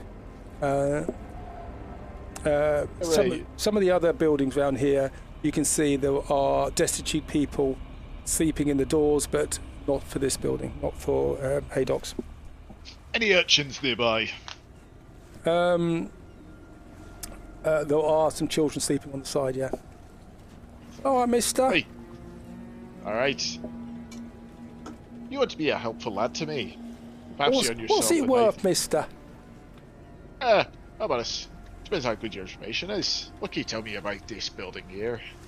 I'll tell you everything I know for a shilling, sir. I'll tell you what, if you tell me the truth, let's call it 50 pence. What is... He hasn't a clue what 50 pence is. Oh, okay, I'll make it 2 shillings if you tell me the truth. Mister, I'll always tell the truth. My mama says to me, if I don't tell the truth, she'll box my ears. That's right, and you swear on your mother's life that you would tell the truth and nothing but the truth. I will swear on my mother's life, I will swear the truth, whole truth, nothing but the truth. So you realise when he says that, of course, he's been in front of a judge somewhere. Yeah. His lad is about 8 years old. His feet are wrapped in rags. It is cold. He is shivering a bit. His teeth, his skinny, he's dirty. His lips are blue. In other words, his mum's already dead. Right. Well, go on. Tell us what you know. Well, no one wants to go in there, mister, because it's not nice in there. There's a couple of weird blokes. They look really odd. They look like something's weird happened to them. Like their skin is all stretchy and bubbly. It's all a bit weird, and they are scary. They scared me and my mate, and there's a couple of them in there, and there's an old bloke who's a bit weird as well, and oh no, you won't pay me. You won't believe that. I can't tell you that. Come on, not even with the 2 shillings. Well, he snatches the money from you. Well, there's some weird music comes from in there, mister. It's really weird. It's like funny music from not like you would hear from you know, in a pub with a piano. It's just really weird music, and it makes my hair stand on end, mister. I wouldn't go in there. That place gives me the heebie-jeebies. That's right. Hey, what's young? You haven't seen any young girls or ladies been heading into that building, have you? Oh no, sir, I have not. I don't think any young ladies would really want to go there. That is not a place for young ladies to be. Ha! You're a nice lad. Right, be off with you. And make sure you buy something for your feet, for God's sake, before you go and get toys. Well, I've got to look after me, ma'am, and me, my brothers and my sisters, mister. I'm the only one who can earn money for them. So if you've got any more to spare, mister, I really appreciate it. All right, I'll tell you what I can do, lads. Do you know? And he's just gonna very quick. He's gonna point him out to to his pub, because we're always in need of young lads to be spotters. Yep. All right, mister, but I could just do a couple of more pennies, sir. Just to get me through the winter, sir. I'll tell you what, you fancy doing a job for me? I'll give you another shilling. Yes, sir. Anything, sir. You keep an eye on this building for us for the rest of this day. Oh, okay, of course I will, sir. And for you see anyone I'll do that. Shilling's a lot of money. Yeah. As in, I get someone on the outside. Yep. What I'm going to do is basically, if he sees anyone coming in or going out, I just want him to keep note of it. Yep. Okay. All right, sir. And he takes the money and he just sits there, and he sort of he does a snipe. He knows how to hide, and he just sits there. His lips are chattering, but he watches the building for you. Fantastic. Cool. I will go back to the party and see what prep they're doing. What's the rest of the party doing? Yeah, so while he was doing that, I was just having a little peek in some of these windows to see what I could see inside the building. I assume it's mostly sort of... So you look inside. Make a spot hidden roll for me, please. Oh, not spot hidden. Yep, spot hidden. Ka-cha. Well, you see some old broken looms. Clearly, this is something that they used to create cotton here, but is no longer working since the Indies and the colonies are now feeding a lot of cotton into the northwest. It is empty. There's no unnatural light in here. It's just a bit of darkness coming through the window, and the sun rises as you spend your time here. And the place just looks even worse in the light, the gloomy light of the morning.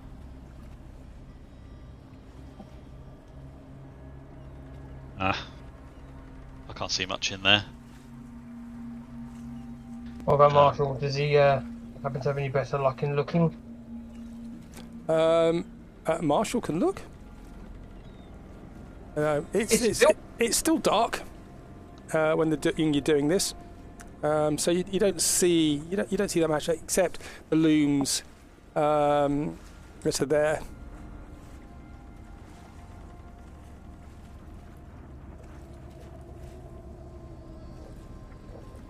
Okay.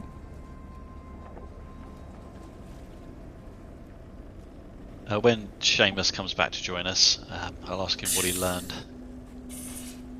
I will pass across. We've got strange men with unusual features, the stretchy, bubbly skin. There seems to be an old man of significance of some kind, and I'll note some strange music, which doesn't sound as though it comes from a normal instrument, being played on the inside.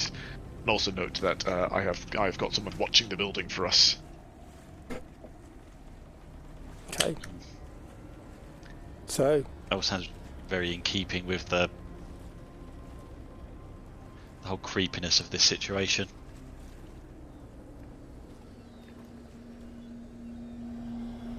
I don't like it. Assuming there's no music we can hear coming from the building at the moment.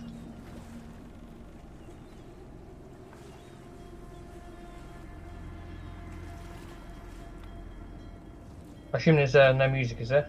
No music at all, no. No. Not that you can hear it, no, not at the moment. Does it look like there's lots of people about? Does it look like we could, for example, sneak in undetected, or is it like there's a hustle and bustle about? Strangely, the people seem to be keeping their distance from it. It's almost like people just don't want to get too close to this place. There is hustle and bustle around, and the people are selling things. People are looking for stuff in the muds. There are some people who are welking and getting food. There is activity here, but this is really this is where the poor go. Well, as we can always try and find a way in and have another look around.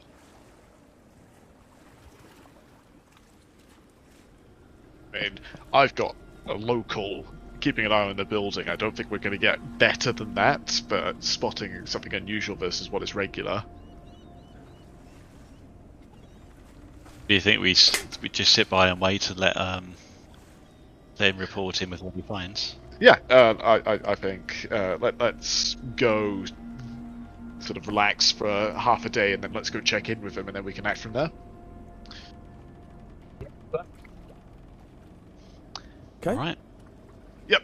So we'll check up with the urchin, assuming I can find him and he hasn't done a runner. Okay. So you get a bit of shut-eye. There's a local inn you can stay in if you all wish to. It costs not very much. There are fleas there, but that's a small price to pay. And you sleep for the day, and you come back in the late afternoon. And the gutter snipe is still there. Oh, mister, you're back. That's right. So, anything of interest to report from what he's seen today? Well, one of those funny men went back in. Yeah, he did. He was. I think he was talking to. Well, I think he was talking to some of the others in there. So there's people in there right now. Yes, those funny men are there. They really. They make me go a bit goosebumpy. I don't like them. Yeah, that seems to me we'll have to go do a bit of talk with them and see what's going on. Oh, please don't say they're not not very nice. Look, I can't quite remember what they said though. They were talking to each other. Maybe another shilling will jog my memory a bit, sir.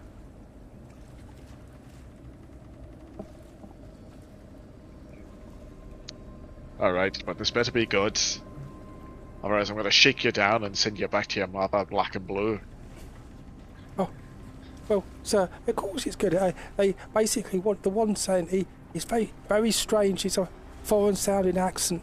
But he said to the others that there are some people who have been asking about them, and that they should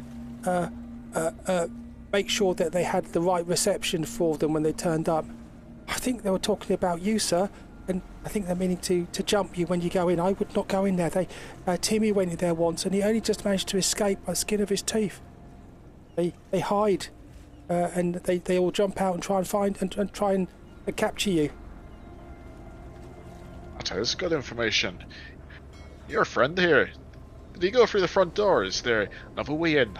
Well, you can see there's some of the walls are missing, so you can just walk in. Lots of places you can go in. I'm more thinking he's probably seen people go in and out. So is there any way which they wouldn't expect us to go in? Well, no, they just went in through the front. He was wearing his large a sailor's coat, and he said they were going to sort of do them in, those which are looking for them, or something like that, sir. Well, hold on one sec, Boyle. Alfred, have you still got that coat?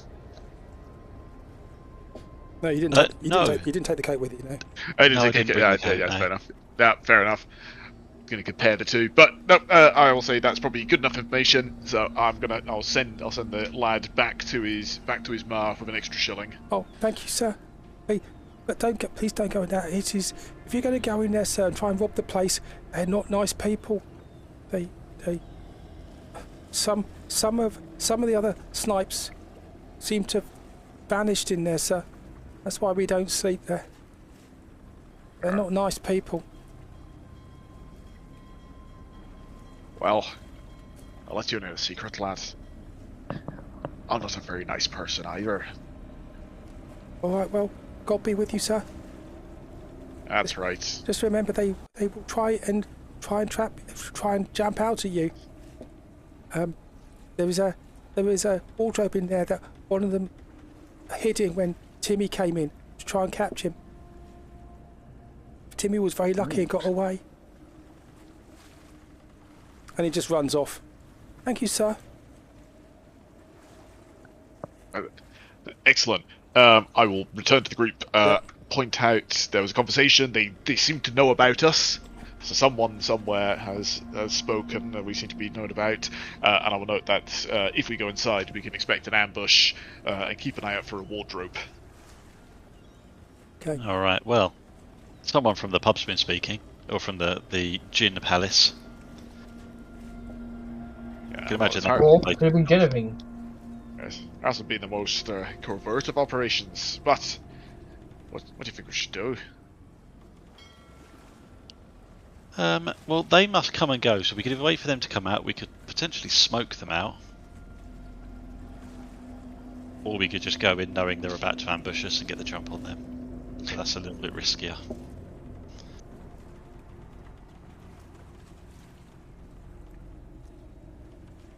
I'll go with what you suggest, Boyle. What do you think, Marshall? Any ideas? I have a feeling it could be Genevieve that's tipped them off, because think about it, she's the only one who really seemed to get flustered when we were speaking about anything. But yeah, I think certainly keep an eye on the building and figure out a way of getting in there at some point. But we certainly know the way in, it's just getting in there without getting jumped. That's what I mean, figure out some other way of getting in. Outside of the game, we sort of have a time limit on what we can do, so we should probably probably get a move on. So you move into you creep into the building, says me, saving 10 minutes of waffle.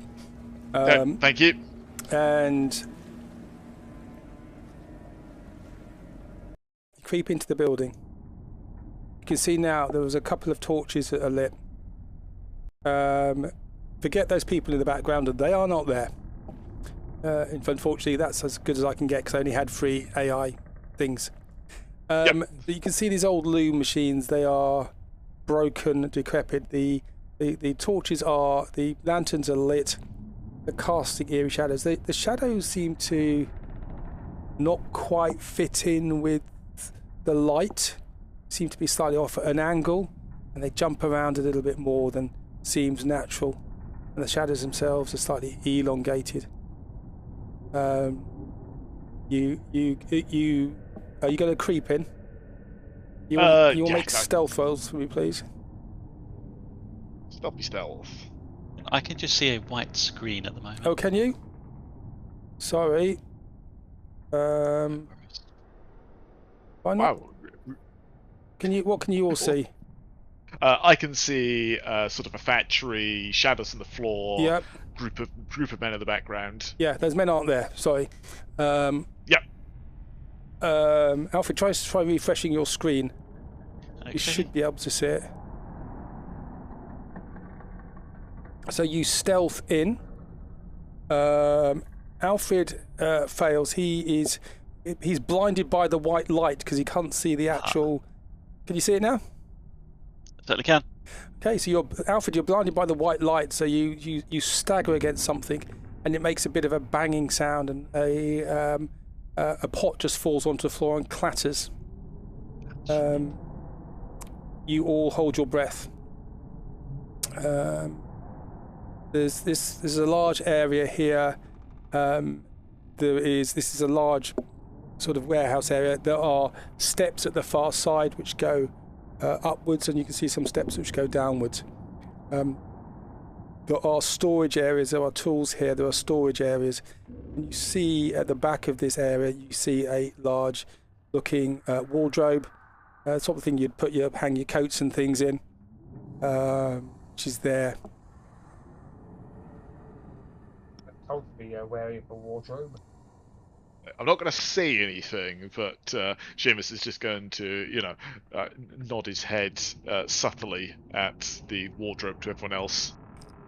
Well, as I'm the one who's just made a load of noise, I'm going to sort of catch your attention and point you over there. And maybe you can be ready to attack someone if they come out. So further into this factory area, the light gets quite dark. But you could easily, one of you could take one of these lanterns and just use it for a light source if you wish. Yep. This wardrobe. Any possibility of barricading it to stop anyone getting out? So it's a big thing. It's about 8 foot tall and about 6 foot wide. Yeah. Make a luck roll. Luck roll. No, there's nothing close by which you think you could be able to do that. Not without giving it a game away, really. Yeah, fair enough. So, carry on, Alfred and Marshall. Yeah, I will pick up a lantern. Yep. And slowly start making my way through. And I have my small bat of some kind in one hand. I have my gun drawn ready. Could you all make spot hidden listen rolls for me, please? Listen rolls. Okay. We don't want to succeed on this. Knowing the music. So you all fail. Okay, that's nice. All dead. Okay. So basically, on the River Thames outside, there is a steamer barge going past. Making a bit of a din, and you can't hear much in here.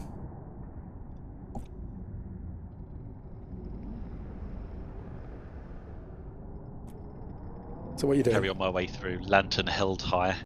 I'm kind of making my way toward the big wardrobe, to be honest, expecting that's like where someone could be. It's my main focus. Yep. A weapon raised for anyone who might burst out of there. Okay. So you get to the wardrobe. What are the rest of you doing? Can I, as I'm still hidden, I'm assuming, I am just going to try and lie in wait hidden, so if anything jumps out at Alfred, I can jump out at them. Okay, so so you're going to have to move with him then. So you're going to have to go sort of about 50 yards into the building. Yep, that's fine. So you all move, you're all close to each other. Yep. Okay, so you get towards this big wardrobe, big wardrobe. There are stairs going up behind it, which go to the next floor up, and those stairs, you can see the next floor up. But most of the floor is now is broken, and there are steps going downwards as well. You get to the wardrobe, and surprisingly enough, the doors are burst open. Could you roll, do your initiative for me, which is your dex? No, you actually we just put your dex on here. We all rolled really well. Yeah, you did. So what? It's because we were ready for what was in the. What are your So what are your dexterities? So you are 60, 58, 58, 55. Okay, so the door bursts open, and you see bursting out, lunging towards you. You see a man wearing a sailor's coat, but he looks very weird. He looks like his limbs have been. His skin is translucent, shiny, tight, bit bubbly. It looks like it's been melted around his body. Could all of you please make sanity rolls?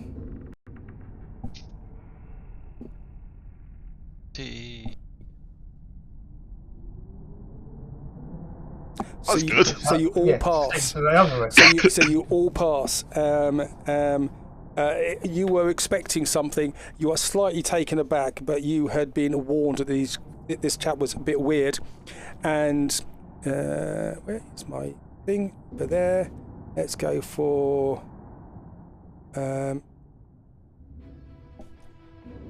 Okay, so he lunges out, but you are ready for him, and that is.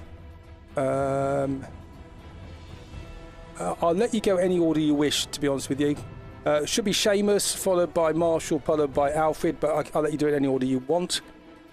Because your dex is all harder than his. So as he's lunging out to get Alfred, Seamus is going to come up from behind and he's just going to get out his billy cup and just smack him across the back of the head with it. Okay, go for it. Make an attack roll. Okay, that's a brawl. That's a hard success. It's a club attack. So I click club for that. Oh, right, so a hard success with the club, yep. Okay. Yes. So he is going to try and fight back with a... Where is his things? I'll get rid of that now. We don't need that. He is going to try and fight back. He has a knife in his hands. With a failure, so you get him. So you hit him and you smack him with your club, doing 8 damage to him. 8 damage, 8 damage, and he staggers backwards. You see, it doesn't quite do as much as you thought it was going to do. The skin absorbed a little bit of it. Constitution save. Okay, he staggers back slightly. But he's still coming. Who is next? Is that Alfred or Marshall? Marshall. Yes. As he regains his footing and goes to go forward again, I am going to draw the weapon, aim at his chest, and I'm going to fire some rounds. Okay. So, what sort of gun have you got? Is that a service revolver? Okay. So you can fire. How many rounds are you going to fire? I'm going to do 2. Okay, so if you're going to do 2 rounds, basically you can either do one attack, which is a normal attack, and he's at point blank range, so you get a bonus dice, or you can, if the 2, you both will have a penalty dice. I'll do 1, just so I get the bonus dice. So you get a bonus dice. Yep. Hard success. Bonus. So roll. Hold it. So. Roll. Oh, he's done the bonus already. Yep. Okay. So that is 9. So he cannot do. He's going to try and throw himself on the floor to dodge that. Yep. With a failure, and the bullet whacks into him. How much damage do you do? Didn't put any damage on. How do I find damage for this thing then? It should say it next to it. Yeah, I've got handgun, hard success, 9. No, there's no damage. That's annoying. Hang on.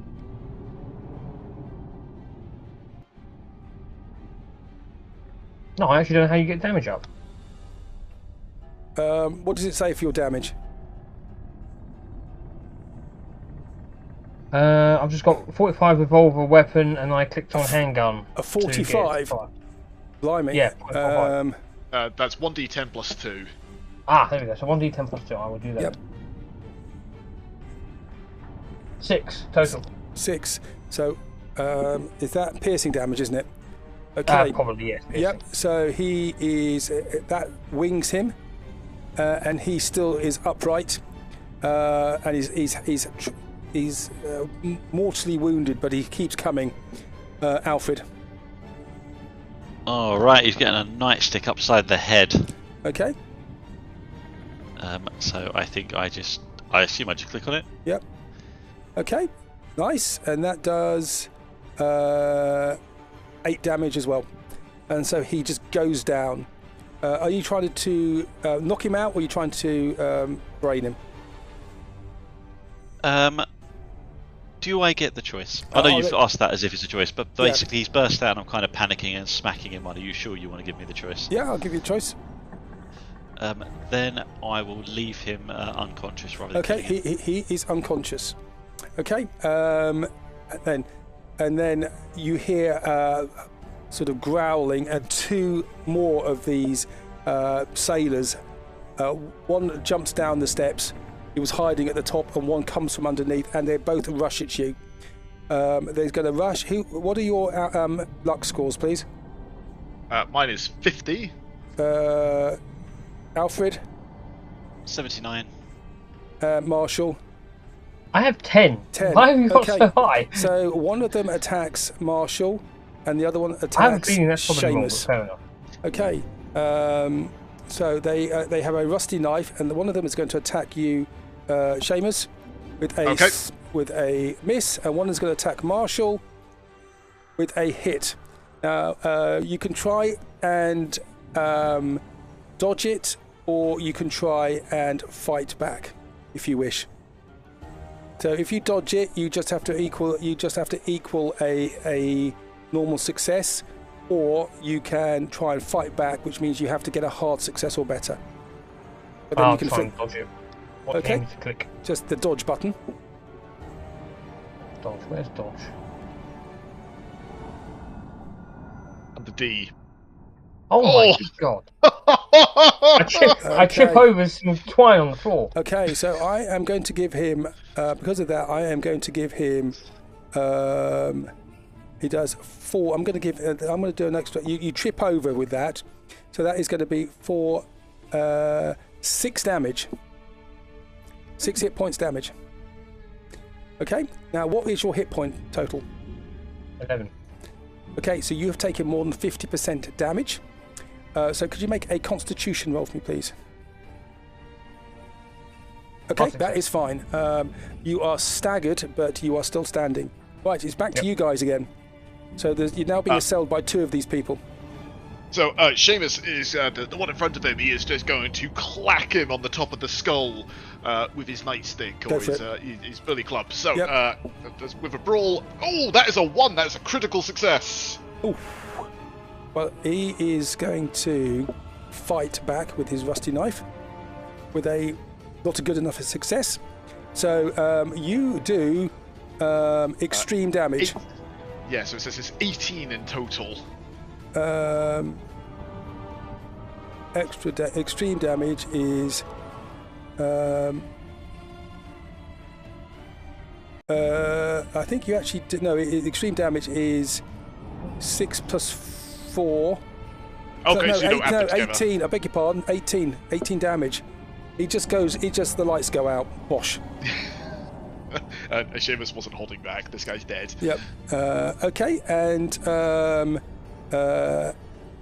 Marshall? Yes. So, this... Oh no, I've already been attacked. It's Alfred, isn't it? Is it Alfred next? Alfred, yeah. I don't think you've taken your turn, have you, Marshall? This turn, you've been attacked, but you haven't actually taken your turn. Yeah, you haven't taken your turn yet. Okay, yeah, in that case, as I stumble backwards, I'll sort of gain my composure and I will point the gun forward and I will shoot them again. How many shots are you going to take? Just 1, so I can get bonus. You get a single bonus. You get a bonus dice.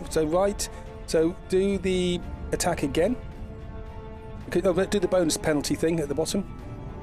Bonus, so you get a 19, which is a hard success, which does 11 damage on him. Yes. Okay, nice. I figured out which bit I actually supposed to click to get the damage. And he manages to stay upright. Alfred. All right, if I'm in range, I'll run over there to help Marshall, and I'll take a swing. Yep. Excellent. Let's see if we can clock in one then with a nightstick. You do. He is going to try and fight back with a fail. So you do 5 damage to him, and he 5. He goes down as well. By the way, you clock them out, and they're now 2 of them are snoring, and one of them is brains just dripping out. Could you all make sanity rolls again for me, please? Absolutely. Yep. Success. Alfred fails. Alfred did fail. I got a hard success from mine. Hard success. Okay, Alfred, you take 1d4 sanity loss. Okay. Why is that not doing that? There we go. You take 2 sanity loss. Okay, and you've got to remember what your, if you take more than 10% of your sanity in a day, then you go indefinitely insane. Okay, so these guys are now on the ground. The sound of the blast from the gun is still echoing around this space, but it is a little absorbed by the sound of the steam hooter from the tramp ships outside, and the traffic on the River Thames, and then everything goes very quiet, and the shadows seem to dance around a little bit. You hear strange music coming from below your feet.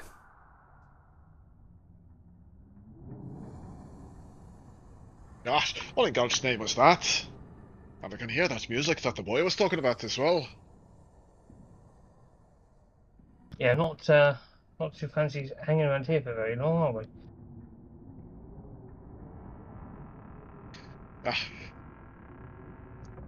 Right. This one's dead.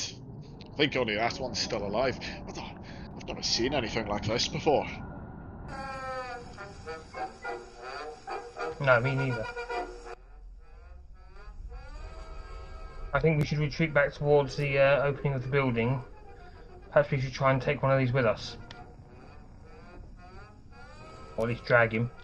That's a great suggestion. I think we are confined by the circumstances of the time we have available. I think we should continue deeper down. But tie this one up. Yeah. I was going to say, if we are going to continue deeper down, so I left 2 alive. Yep. Let's.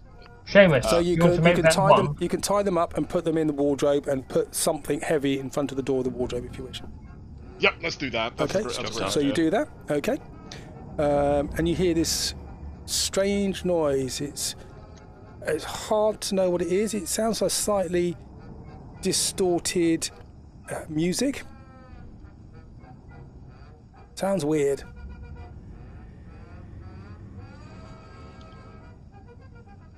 That music sounds weird. Still, we need to keep going. This might be where the girl is. Any stairs? We've got some stairs going downwards, yeah.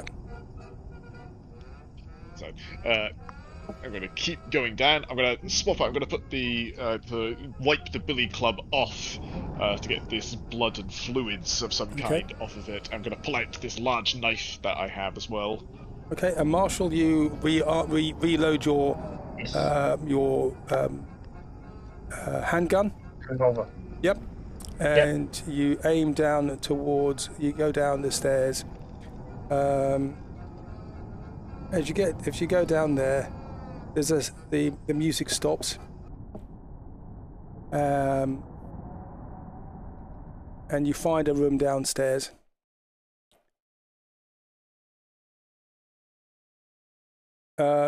In here, you see an old man. He looks up as you come in, slightly shocked. His eyes are clearly of that of a man who's insane. In front of him, there is a large cylinder with what looks like leather on it, and there's some etchings in it. Top of that, there is a large trumpet-like thing, which is attached to a needle which runs over this. He is turning the handle.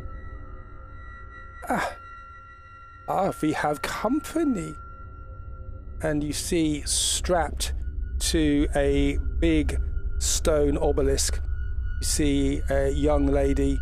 You recognise her picture from the room. This is Evelyn. She is tied to this. Her skin is stretched taut over her body, and there's a look of terror on her face. You have come to enjoy my show? He is coming. He is gonna come and join us.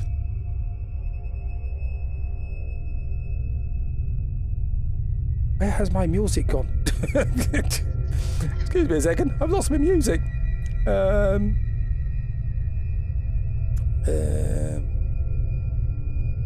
I will find that in a second.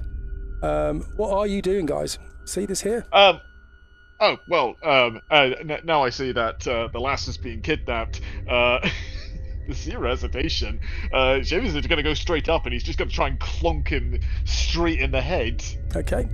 So he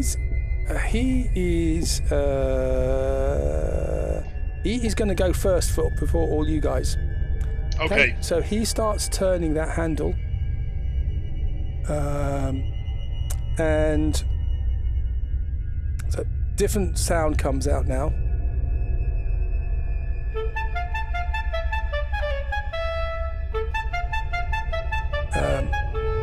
And he's just turning the handle, and he's just laughing. He comes! He comes! I have a gift for him! He comes! He comes! And that is his action. And this woman, Evelyn, now starts to scream. And you can hear this sort of clarinet type, almost like flute music, clarinet music coming through here, which is wild and cacophonic, and it is quite difficult to listen to. Could you all make a... Sorry? No, sorry, carry on. Could you all make sanity rolls for me, please? Hard success. Hard success. Failure. Failure. So those who fail lose 1 sanity. Can I, whilst you're starting to play, obviously as I shake off this sound, can I aim my gun at this device and shoot it? You can. So that's his go. Okay. You can spend an action to aim your gun if you wish. Yes. But that's your action for that go. That gives you a bonus dice the following turn. Oh yeah, sure, yeah. I'll Okay. be aiming at the machine precisely. Okay. So you're about 20 yards away from him, and he's just turning this thing. So he's gone. Seamus. Seamus, if he can, he's just going to come straight up, and he's just going to try and grab hold of him and just yank him away from this this horrific. Okay, so that is that's a combat maneuver. Could you make a brawl roll for me, please? That's a brawl. That is a regular success. A regular success. Where is he?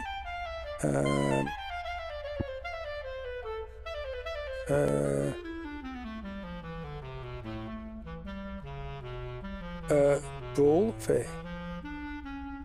for him. Oops, wrong button.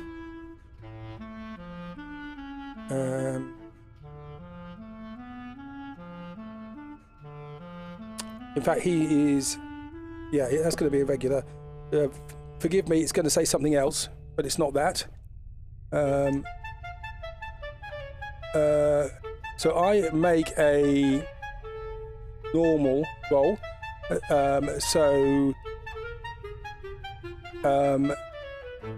You can... So that's contested, so you can try and force him away. Okay, let's try and pull him away. Yeah, we're going to try and club away. So you successfully... So that's a strength versus strength now. So Okay. do just a strength roll. You got it. Oh no, that's a failure. I have a failure as well. What is your strength? It is 80. Okay, so we both fail, but because we both fail, nothing happens. So he's still you're putting him away. You got him, but he's still turning the handle. Yep. Alfred. And Evelyn is screaming. Yeah, this. Can I get to the speaker? Okay, yep, she can. Basically, I'd like to get there and try and, if whatever the most delicate part of it is, I just want to smack it. Do you have medicine skill? Medicine? I doubt Do it. any of you much. have medicine skill? No. Medicine. No. No. Okay. Close, no. Okay, so yeah, you get up to the speaker. What are you doing? I want to smack the weakest part, like the needle or something like that. I basically want to break this thing and stop the music. It's horrible. So you make an attack roll. You have a bonus dice for this. Okay. Combat, attack roll, and then I hit the bonus. Thing, Okay, so the needle snaps, and it falls off the cylinder. Music still does not appear to have stopped. Music is still there, and he keeps Sugar. turning it. Okay, Marshall. Yes, I'm going to shoot it. So I'm aiming at the machine, particularly where he's turning it. I'm going to let off a round. Okay, far away. So that is going to be that's going to be a disadvantage, because actually your point blank range. So yeah, 10. That's a hard success. So you hit the handle. You do 6 damage to the handle, and the handle is still there, but it is damaged. But he can still turn it. That bit is made of brass. Yeah. Okay. His go now. He keeps turning the handle. That's all he's doing. He's just laughing. He comes. He comes. Seamus. Right, Seamus is just going. Yeah, I'm just trying to wrench him away from turning this. Okay, make a strength roll. Strength roll. That is going to be a regular success. I make a hard success. So he shrugs that off. He just stays there. Okay, basically tough, this old man. And he's just turning. He's quite wiry and strong. As you look that close to him, you realise that his skin is taut as well, but it's hidden under a beard, so it's more hard to see. Alfred. No, sorry, Marshall. Marshall. Oh yeah, we'll be Marshall. I will again take another shot at it if possible. Yep. You get bonus dice. Oh. Get yourself a bonus dice now. Okay, so you hit it, 7, and the handle falls off. And he's still turning it, but it's just in his hand now. But the music's still there. Okay. He comes! He comes! Okay, Alfred. I'm going to hit him. You hit him. I hit him. Go for it. I'm going to give you a bonus dice because he's being held.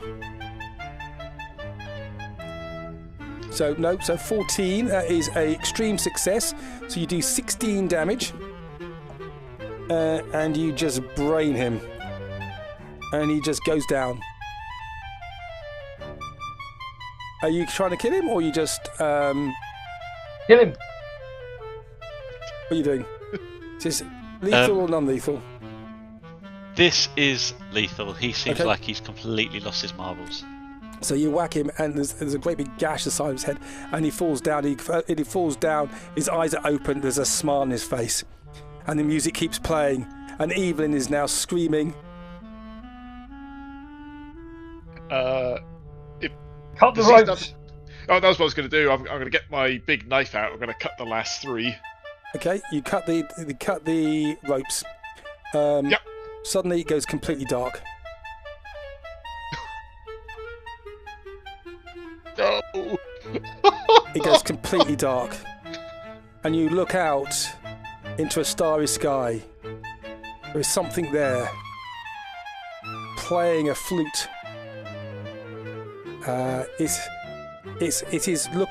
It looks slightly ephemeral at the moment. Could you all make for me, please, sanity rolls? Success. Failure. Failure. Success. Those who succeed take a 1 sanity loss. Seamus,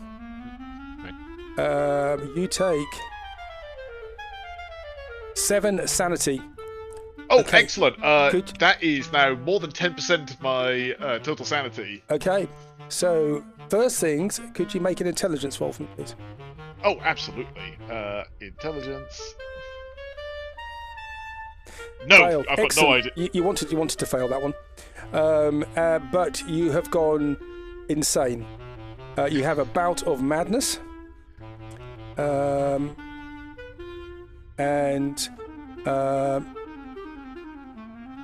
I will let you choose what your madness does. I'm not going to take control of your person. I'll let you choose. Seamus is bursting out into uncontrollable giggles. Okay. He starts loving potatoes. So you have managed to cut the rope. It is dark. It's very hard to see. You have to go by feel in here now. You all get a bit of vertigo looking at this creature there. Okay. Marshall. I'm going to be trying to help Seamus get snap him out and grab the woman to try and okay, leave. well, can you make an intelligence roll then, because it's dark, you cannot see her. You know roughly where she was? Yes. Yep. Okay, so yes, you know so she run to where she was, and you take her hand.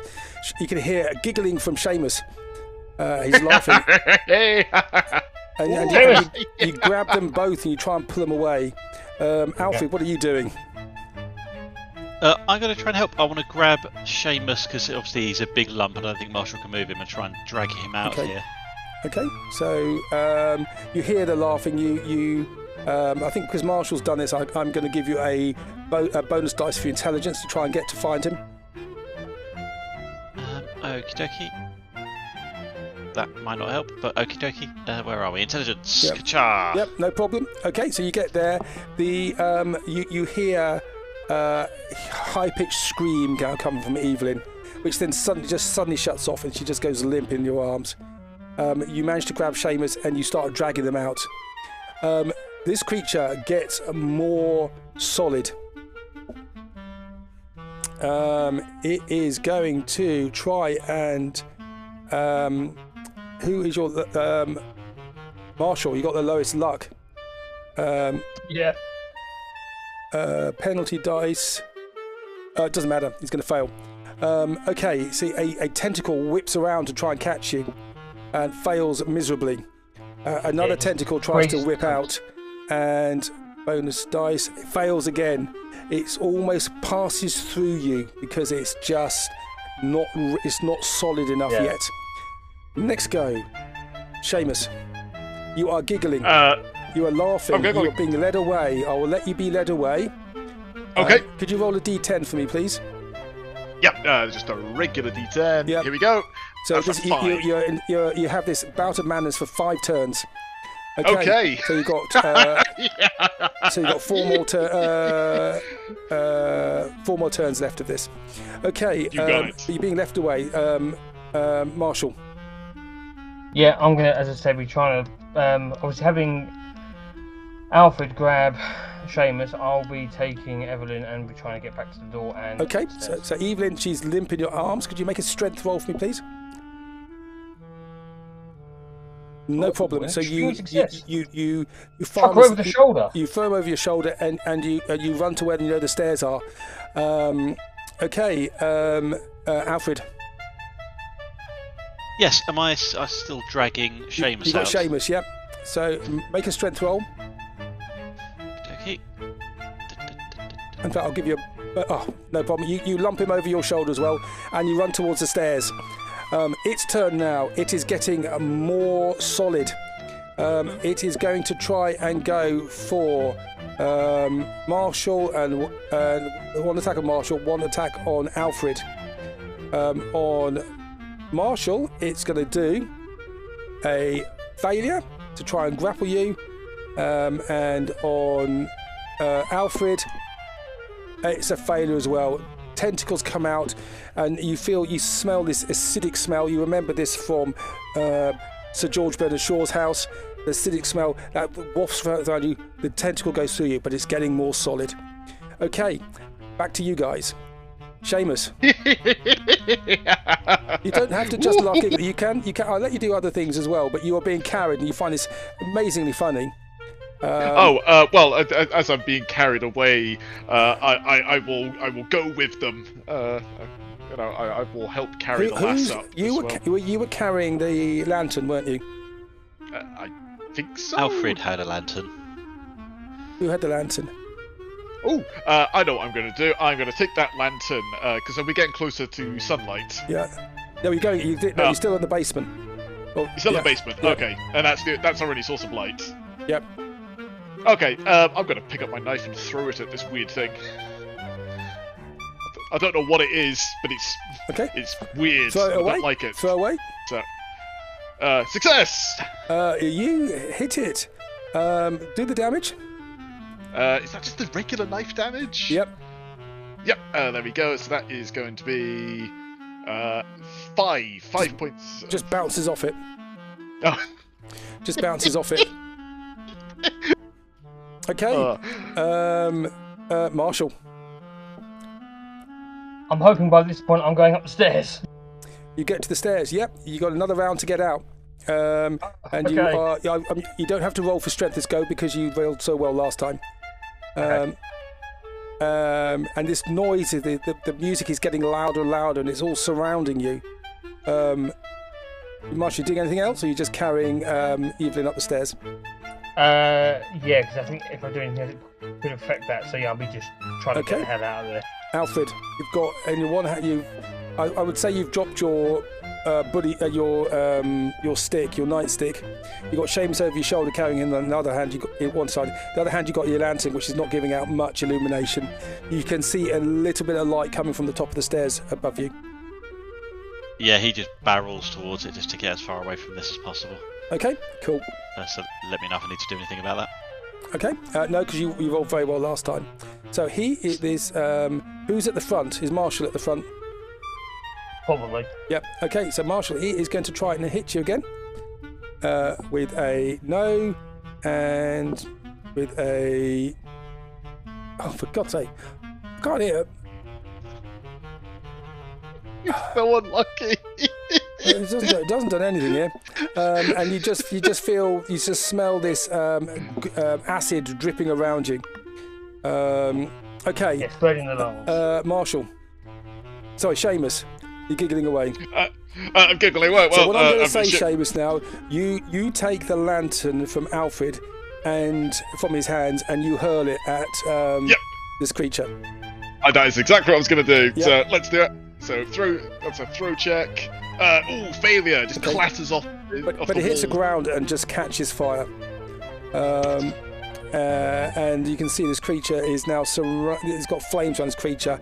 The darkness and the light seem to contradict each other, and there's strange shadows dancing on the walls. Marshall, what are you doing? You can see there's now a puddle of flame where this creature is, and it's almost completely corporal now. If I was to take a shot at it, would that affect me holding Evelyn? Yeah, you'd have to make another strength roll to keep moving with her. Yeah. I'm going up that stairs. Okay, you run up the stairs. You go up to the top floor, to the thing to get out. Okay, yes. Alfred, you see this. What your lantern is on the floor. The oil has caught fire. On the ground round there, you see there are old cotton bales, and there's other things down there which are quite flammable as well, and they start to catch. What are you doing, Alfred? Definitely time to get out then. Okay, so you get out, and you get up and you run up the stairs as well. The rest of you, so you get to the first floor. You get to this floor. You hear the music still there, but quieter, and you hear a blood-curdling scream as the fire starts to consume the basement. And oops, wrong one. There we go. And you run out through the factory and out into daylight. Seamus, you are now no longer a bout of madness, but you are indefinitely insane, which we'll deal with in a second. Excellent. You see flames now coming up from the stairwell. You've just come up. And they say there are lots of old the looms here, but there's cotton lying around, and there's other things which are quite flammable. Very rapidly they start to catch.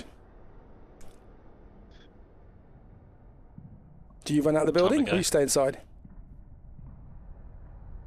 I think we're running out of the building, aren't we? So you run out of the building. We are. You run out of the building outside, and there is smoke now starting to pour from this building. You hear the screams behind you for this creature, which get dimmer and dimmer, and the music stops, and the scream stops, but the flames start coming out of this building, and you run off into the morning of London town. Evelyn is in your arms, Marshall. Her eyes are just blank. She is dribbling. She has gone insane. Well, at least her body is here and she's alive. Quotation marks. The fire catches. And this wharf catches fire. Second time we've done this in London. And yes. And the wharf catches fire. The Great Tooley Street fire, which actually happened, was caused by you. You run away. You get into you flag down a hansom cab, and you get back to Lord Starling with his daughter. What's happened to her? What is wrong with her? What happened? Something occultist, can't really explain it. Some corporeal creature was attacking them, and it affected her obviously by the time we got there. I do not know what you mean, but my Evelyn, and she's there basically. She is she's just staring into space. She's alive, but she's staring into space. My poor Evelyn. He gives her a hug.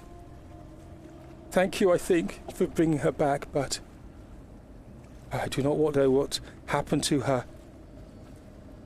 But I need to resolve this. You've been paid off. I will thank you more fully later, but I need to digest what's happened. I have assets on the wharf which are on fire. There has been arson, and I've lost much of my merchandise. The wharves in South London have been attacked, but I will deal with this. It is a terrible day. And you walk off into the morning, not quite sure what you have done here, but what was coming through was defeated by the flames. The end. There you go. Yeah! That's probably our most successful Call of Cthulhu one that I've ever taken part in. No one died. We actually managed to find and save the person that we were supposed to. Absolutely no pushing or help from the DM whatsoever. I think you are absolutely ignoring the 2 people we outright just murdered, and also the several hundred people who were probably severely injured or killed in the fire. Yeah, and I couldn't hit a barn door with a banjo with my big baddie. It really was terrible rolling, but there we go. Well done. You survived another Call of Cthulhu. So indefinite insanity basically means that Seamus, until he is healed, is at very risk of having another bouts of madness. He has a phobia of the dark. Yeah. Which is more of a role play thing than anything else.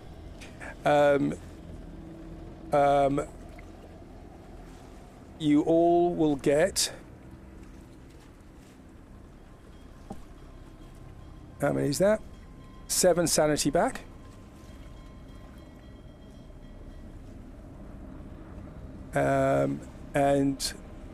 If you've got a dot next, if you've successfully passed a roll, what you do now, you roll against it. If you roll above that number, you get 1d10 added to it. How exciting! Let's do the good one first. So let's hope I win this. Yay! Yep. So I get to add 1d10 to that. Yep. Oh, I get a success. No, you want a failure. Ah. You want to fail to. So if you roll above what your score is, so the higher your score, the more difficult it is to increase it. Yeah. And this is all of my dots, or do I just choose one? Sorry. The ones you succeeded with your rolls this time, but not that doesn't include a push roll. So Seamus spot hidden. No, you don't get anything for that.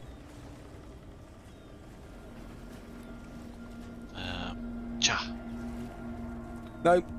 Boo. The first time I've actually spotted something hidden. And yeah, that's a success. So I'm slightly better at stealth and being a criminal. Yep. Perfect. That's it, really. That's it.